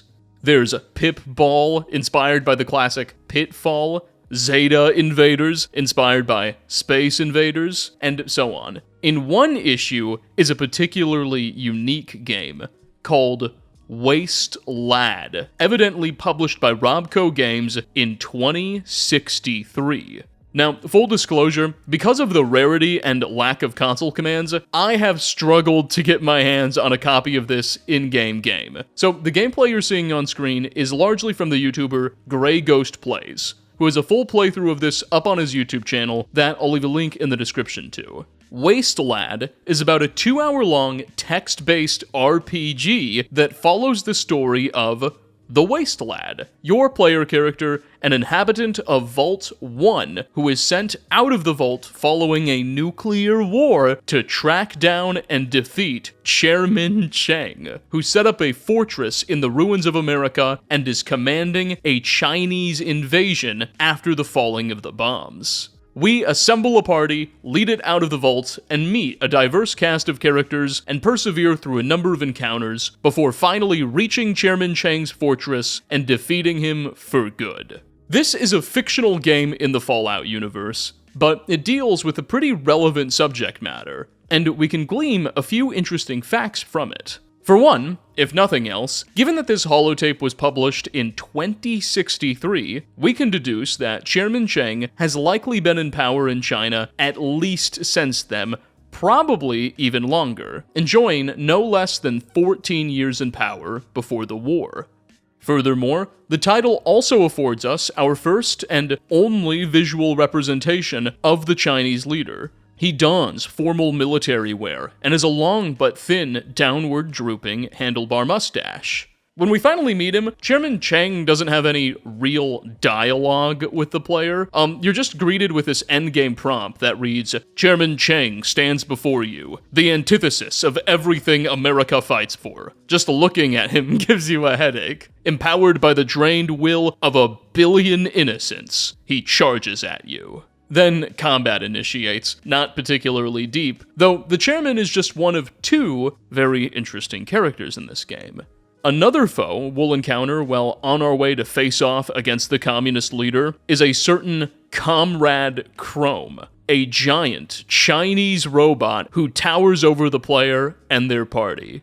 One US Army remnant we can meet describes Comrade Chrome as a robot China used in the war, but no further intel is given.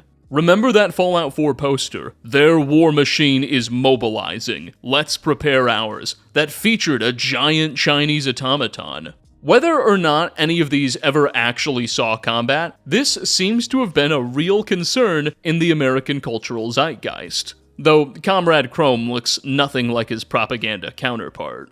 And finally, if nothing else, the fact that this game was published in 2063, 3 years before the invasion of Alaska, further hints at the idea that even prior to the outbreak of fighting, the American public was viewing the Reds as a serious and likely enemy in the event of a nuclear confrontation. Once again, we see evidence that a Cold War preceded the hot one.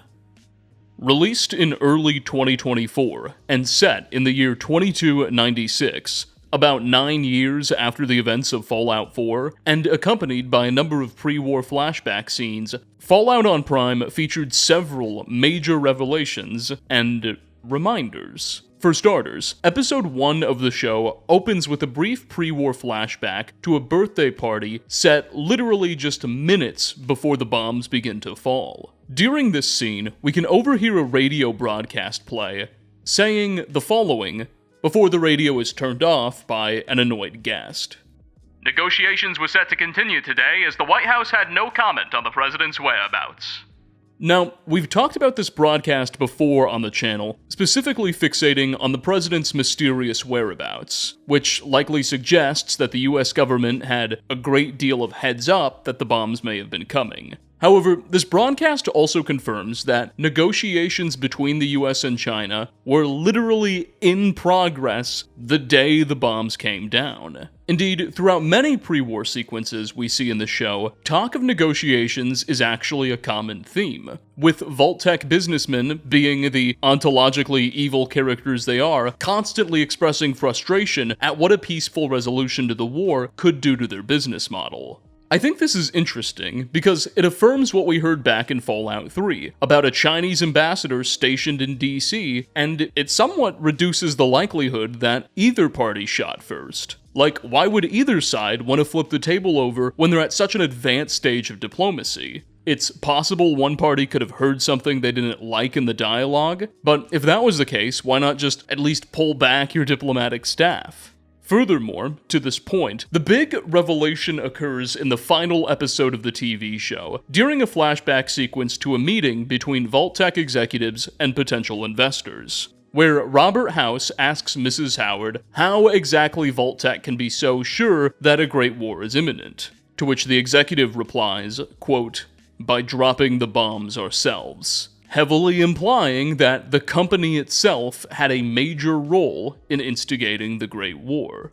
Now, big caveat here, while the implication is laid out, nothing as of yet has been confirmed. All we know is that, evidently, Vault-Tec would have been open to instigating the conflict if necessary, but it's not entirely clear what ultimately ended up happening, nor how exactly the company planned to do that. Perhaps they could have conspired to trick one side into believing the other had fired first, or stolen access to genuine launch codes, or maybe they were even developing a nuclear arsenal of their own. The details are unclear, but this plotline may one day serve to somewhat exonerate the People's Republic from their supposed role in starting the whole thing.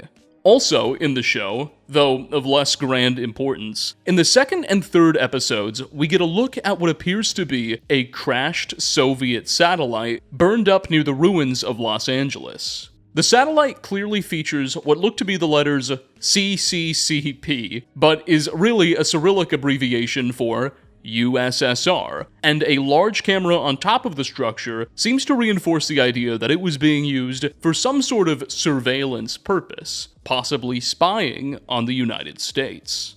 After a bit of research, as far as I can tell, this satellite isn't a one-to-one remake of anything that's existed. It seems to have been partially inspired by the design of the old Soviet Soyuz space capsules, which were actually meant to transport people, though judging by the camera, this was clearly a non-personnel intelligence asset.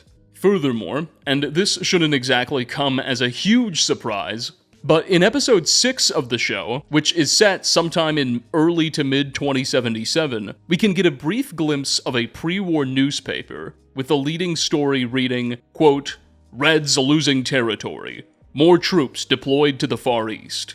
Certainly not a new revelation with anything we didn't already know, but further evidence of what seems to have been American progress in the conflict.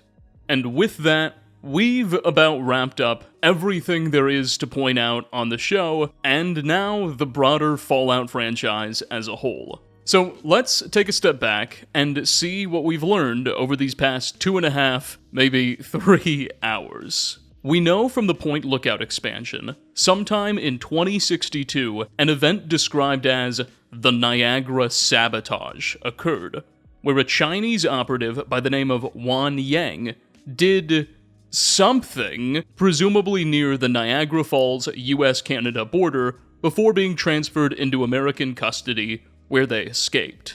According to the Waste Lad holotape game, by 2063, a certain Chairman Cheng was ruling over China, though he may have been in power long before then, and US companies were producing media depicting the People's Republic as a major antagonist. Likely sometime around 2063 or shortly after, according to the Fallout 3 Operation Anchorage game guide, the US sabotaged a major deep-sea oil deposit claimed by China. And in response to this provocation, Chairman Cheng ordered an invasion of Alaska in the winter of 2066 to claim new oil resources. The People's Republic also annexed an unknown quantity of its neighbors. The United States quickly mobilized in response and annexed Canada for good measure. The Sino-American War had begun. Early in the conflict, something called the Pascal Incident destabilized the Taiwan Strait, seemingly not in American favor, but was quickly reversed. As America fought to defend and reclaim its northern state, it also launched several invasions of the Chinese mainland itself. The timetables for these campaigns are entirely unknown, but by the war's end, we have reports of American troops in Shanghai, Nanjing, Shantou, and even the Gobi Desert and the Philippines. For its part, while their mainland was suffering, Chinese investments in stealth submarine technology seemed to have begun paying off, and greatly scaring American military leaders. China also seems to have infiltrated some of America's most prominent families and companies. By early 2077, however it happened, Alaska had been reclaimed.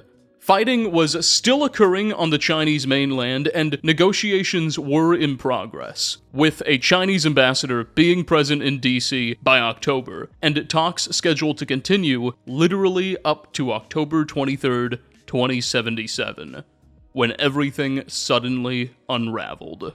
Such is the known record of China in the Fallout universe, and such are the conclusions of today's investigation. Thanks for joining me, everyone. I hope throughout the last couple of hours you were able to learn something new, ideally, lots of things. Before beginning this project, I previously had no idea about the Gobi campaigns, the Shantou front, or even the full extent of what was happening on the Yangtze.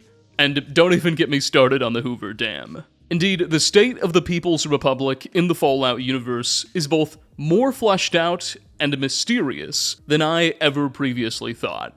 And I'm glad you've given me the opportunity to share all of this with you. Anyway, thanks for watching, everybody. If you enjoyed, a like rating would be very helpful for ye old algorithm. If you subscribe, you may or may not be notified when I upload, and let me know if there's anything I missed in the comment section down below. I think this was a fairly exhaustive summary, but I'm always surprised by what you all are able to dig up.